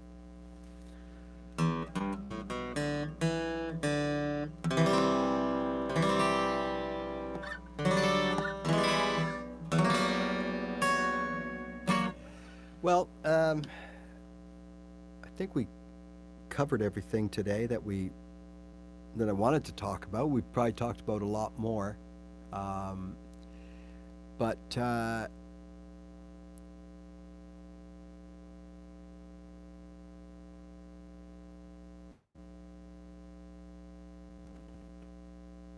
oh, the TCs. Yeah, I've heard. Yeah, I've heard about some of those too. Yeah. Um, I've tried. I think I've tried most of those kind of pedals. Like I rent them. There was one called Jam Man. That was pretty cool. But oh, my favorites. Oh yeah, you were asking about the equipment. Someone was asking about the equipment. Okay, I'm not saying favorite, but the strings I use most on this guitars are Elixir strings. I like the feeling of them. They last quite a long time. I tend to change my strings every definitely 4 weeks, but sometimes 3 weeks to be honest in the summer. 3 to 4 weeks. 5 weeks is a stretch for me. So I go through quite a bit. So I played a lot of different strings, and I like the elixirs. Okay. Um, yeah, elixirs for me too. Um, and then the interface I use is a PreSonus. Okay. Audio box, PreSonus audio box. And I do have to upgrade now because I think there's no more. I ran into an issue where something about a driver I needed that wasn't available or something. It was something like that. And I think it's time. And I want to go to a USB-C instead of the regular USB. So I'm going to go to a Scarlett Focusrite, probably the basic one, the one that gives me. I just need to plug in 2 mics, guitar and a mic, guitar and a mic. That's it, right? So 2 outlets, 2 inputs. You also asked me about microphones. All right. My day-to-day mic for these videos is a condenser mic, and it's called MXL. I believe it's MXL. MXL. They're not. You don't see them around too much. It's a Chinese mic, but apparently a good quality one. Apparently they made good mics for this period of time.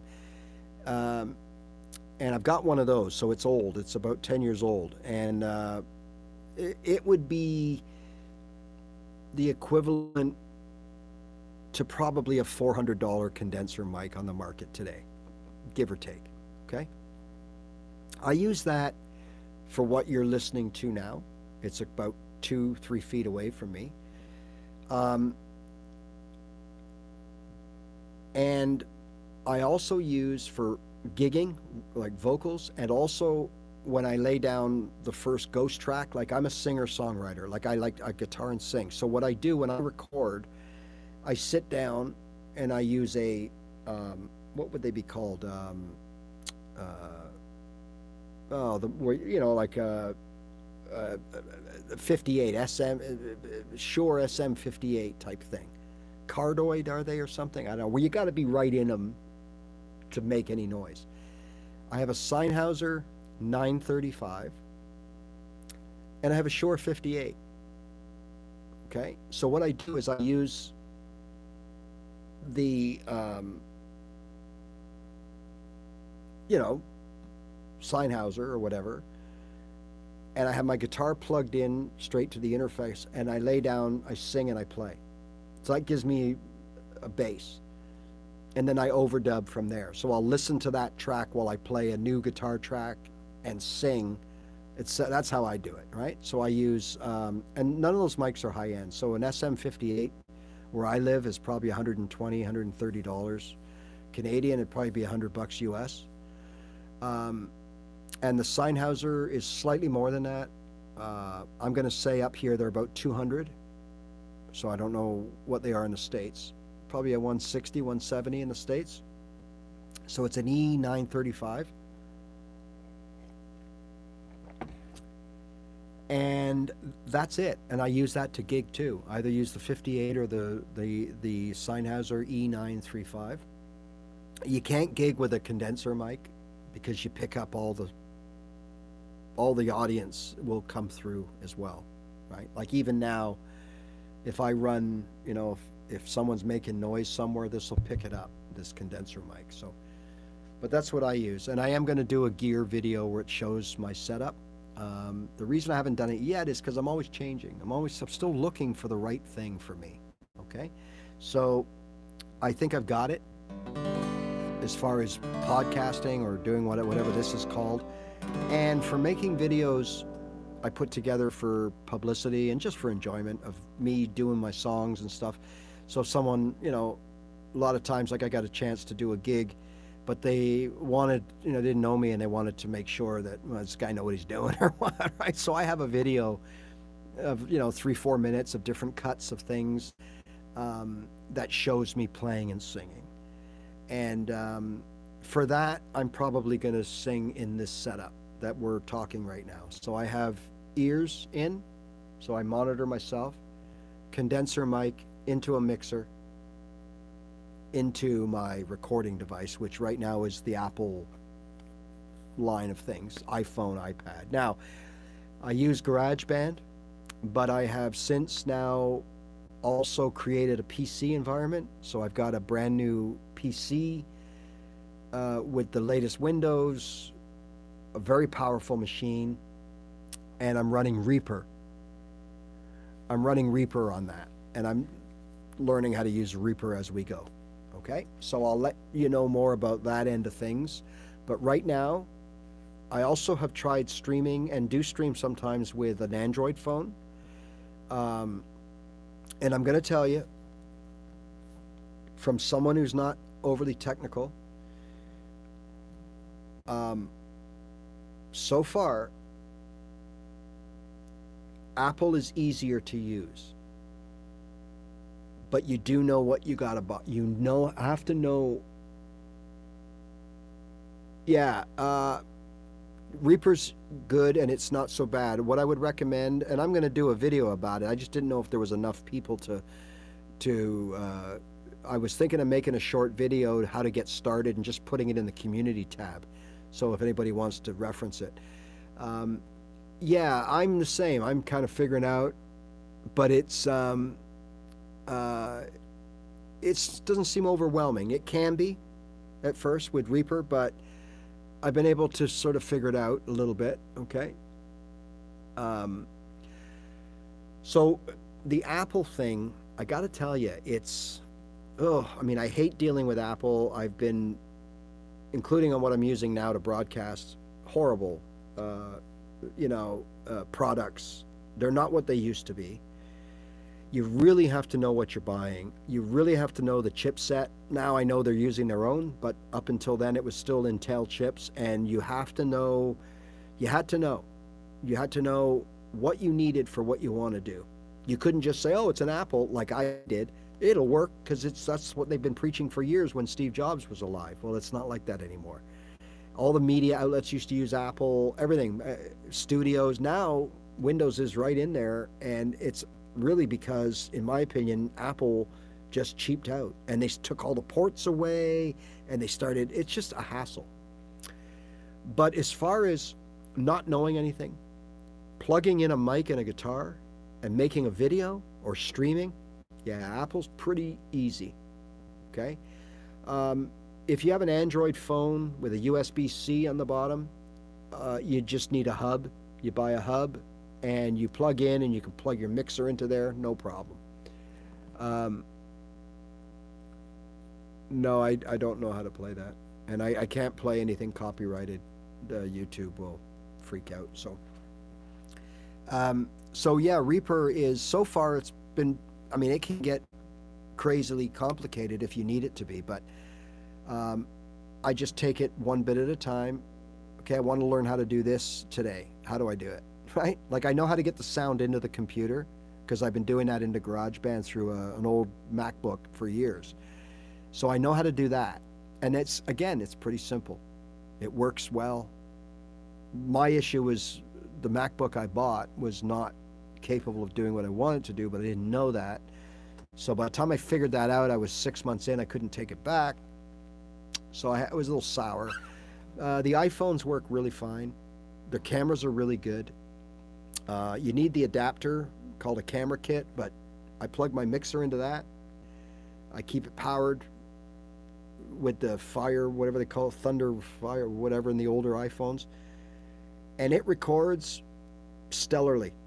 I got nothing bad to say about it. And then I've got a video, and I can upload that directly. And even their products like iMovie, they're pretty easy to use. Like, you're not going to do anything fancy, but you can chop up video, you can add titles, you can do, and it's all done, and I'll give them the due. But you got to know what you're buying. And I didn't, so I have a, it's not their fault, I guess. But, but I bought an iPad Pro, which I'm broadcasting on now, and yeah, so the Snowball, if that's a USB, I don't think I would go there, but I hear they're good. I've never recorded with a USB mic, okay?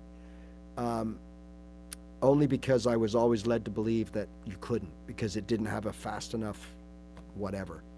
But if I'm wrong, I'm wrong, and I will try one day. I just don't want to shell out, for a good one. I mean, you're not going to do anything on a $30 microphone, are you, right? And expect to sound really good.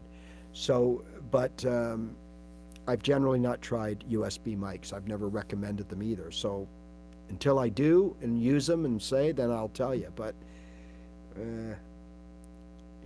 but let me know how it goes. I think, that's the whole thing with, I also, look, here's other things. For example, with Apple. Now, it might be because I'm not sure if PC has the same thing, but I can shoot something on my iPhone or this iPad, even though the camera on this iPad is not the greatest, okay? I can shoot something on an Apple product and want to be more comfortable with iMovie on my MacBook.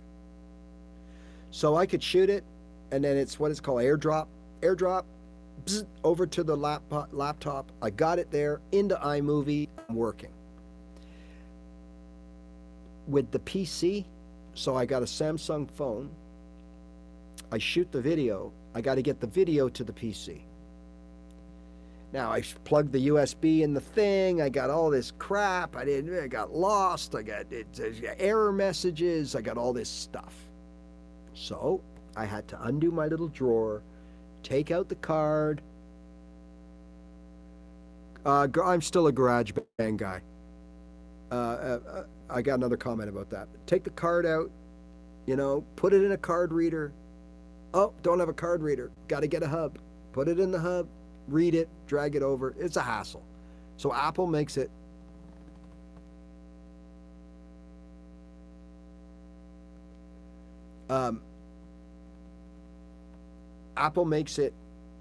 a lot easier, for sure, to get, that way. But I hate the iCloud thing. That thing is brutal. I don't know how to work it. Why do I have to buy a big hard drive if I have iCloud, right? Did you ever answer that question? Try and go and ask them at the geniuses at the store. Oh, why would I need a big hard drive if I've got iCloud? And see how they answer you. I got 3 different answers from 3 different people. So I think somehow there's a big scam in there involved somehow, right? I don't like how iCloud works. I don't like the whole, I didn't edit a video right away. I waited. And then when I tried to edit it, nothing was happening. I couldn't figure out why. Well, I had to download it from, had to download 5 gigs of data in a 20-minute video from the cloud. It took, 25 minutes. I'm sitting there thinking something's wrong with my computer. Things like that bother me. I put up a message. Hey, iCloud sucks. It's really slow. It's going to take time. There's nothing wrong with your computer. It's coming. But no, they wouldn't do that. GarageBand to Logic. So before I went to the PC thing, I was plugging away in GarageBand, and I thought, oh, must be crap. I got to get to Logic. Well, a couple of things, right? First of all, I think Logic is now subscription based, so you have to pay forever of so much a month, so much a year, whatever it is, forever. You never own it. Someone who is a studio engineer showed me the difference. The core of the system is the same, GarageBand and Logic. The difference is outputs and libraries, things that it can do, plugins or whatever, which I don't know much about anyways. I don't use a lot of that stuff. But the core, GarageBand is just a simplified version of Logic. It's no weaker, it's just simplified. That's how it was shown and explained to me by a guy who uses, in a professional studio, still uses some GarageBand. So take from that what you will. I found, I don't know a lot about that stuff, but I find GarageBand's pretty easy to use, and I got good quality results. I have no issues with the results, right? Not enough because I don't know enough. It's about creating music or being a recording artist. But what I could do sounded right on what I made, right? I am going to have another go at it. I want to create something that is uploadable and shareable. So I'll probably do it on both and document my process, my journey, right? I hear a lot of that too. I hear Ableton all the time. I think all of them are good. Reaper, Cakewalk, Audacity, the one you just mentioned. There's all kinds. I think it comes down to what works for you and how comfortable are you. Like, if I use Adobe Photoshop and that's all I've ever used, and someone says, hey, what's the best one to use? Adobe Photoshop, because I don't know how to use anybody else's, right? So I think until you get in there and figure it out, I like GarageBand because I like the fact that I can just tell it what I want to do. I'm going to play guitar and I'm going to sing. Okay? You set it up for me. I'm sure a lot of them have those features, but I like that. I didn't have to worry about the technical end of things as much until I understood it, and then I could override when I wanted to. So, at the end of the day, when you're dealing in digital, a bit is a bit. Doesn't matter the size of the computer that's handling it or the type of equipment. A bit's a bit. That's it. And the better bits you put in, the better. It's like cooking, right? I don't think Jeff's here with us anymore, but Jeff the chef will tell you the same. Use good ingredients and you get great results. The real skill is taking the crap and making it good. But if you start with good ingredients, just don't mess it up.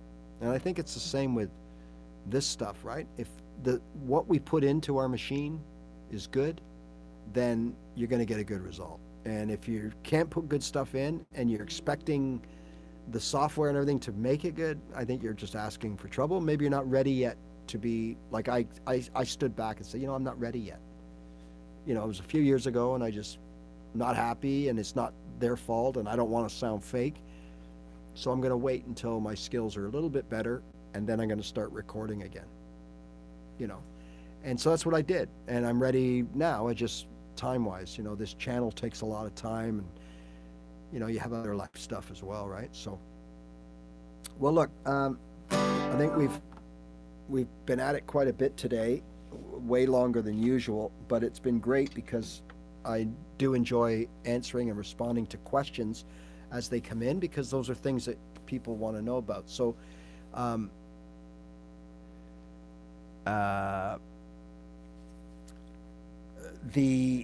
got my guitar unplugged. Sorry. That's what it is, and I've got a bit of a it's not feedback, it's a line. I've got a line loop thing going on, which I have to correct. But anyways, look, as your journey progresses, write down any questions you may have. Join me on Tuesdays or Thursdays, and I'll gladly answer your question. And I always have some sort of a thing to put together, some tips and stuff like that. For those of you that don't know me, I'm Ray. I have a small channel here.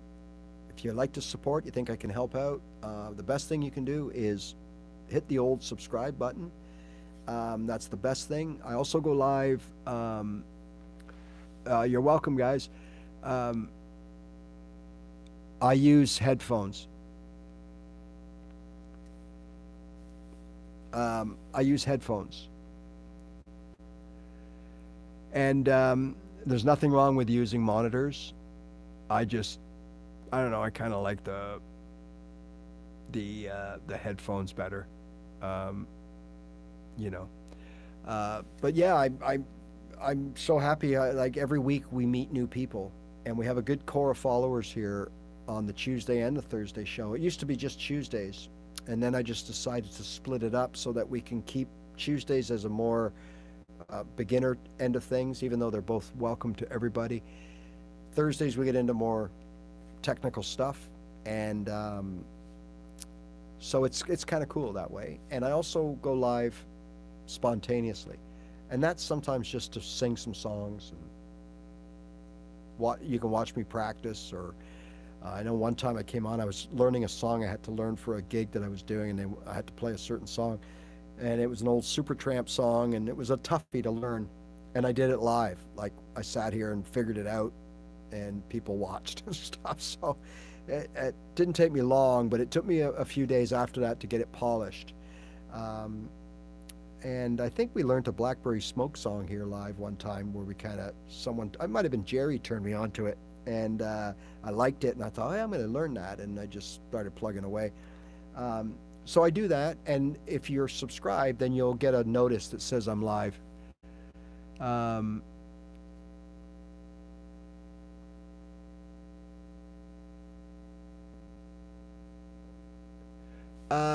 Like, meaning, I could if I know the chord, you know.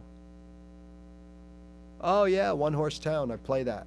That's the one I think that's one of their nice. I like that song. Yeah. I play it in the key of C. I don't know if that's the original. I think it is the original key.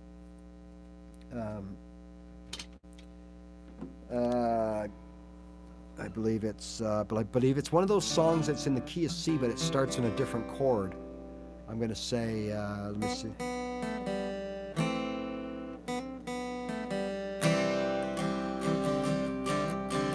In the tiny town where it goes, the tiny town where I come from.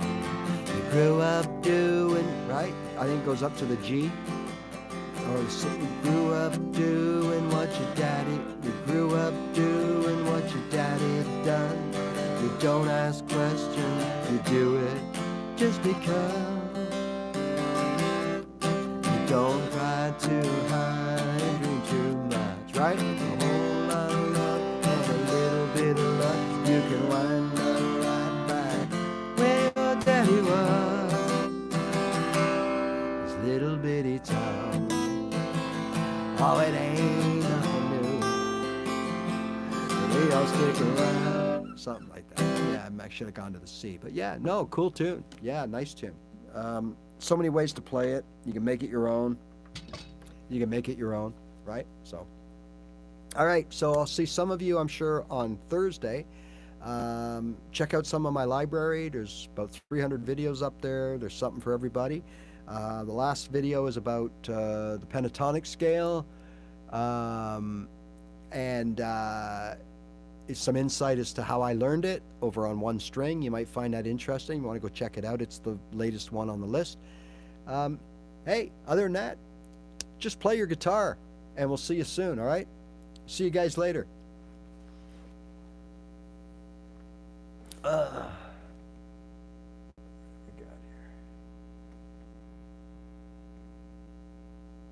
Some minor blues.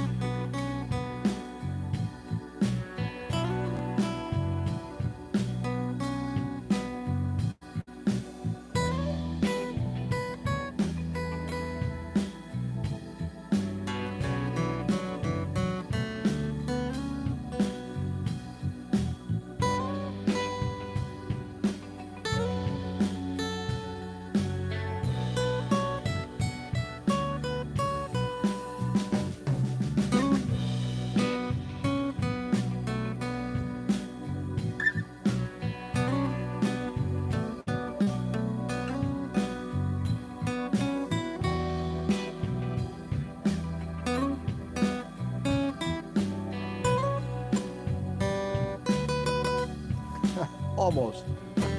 All right. See you later, guys. Enjoy.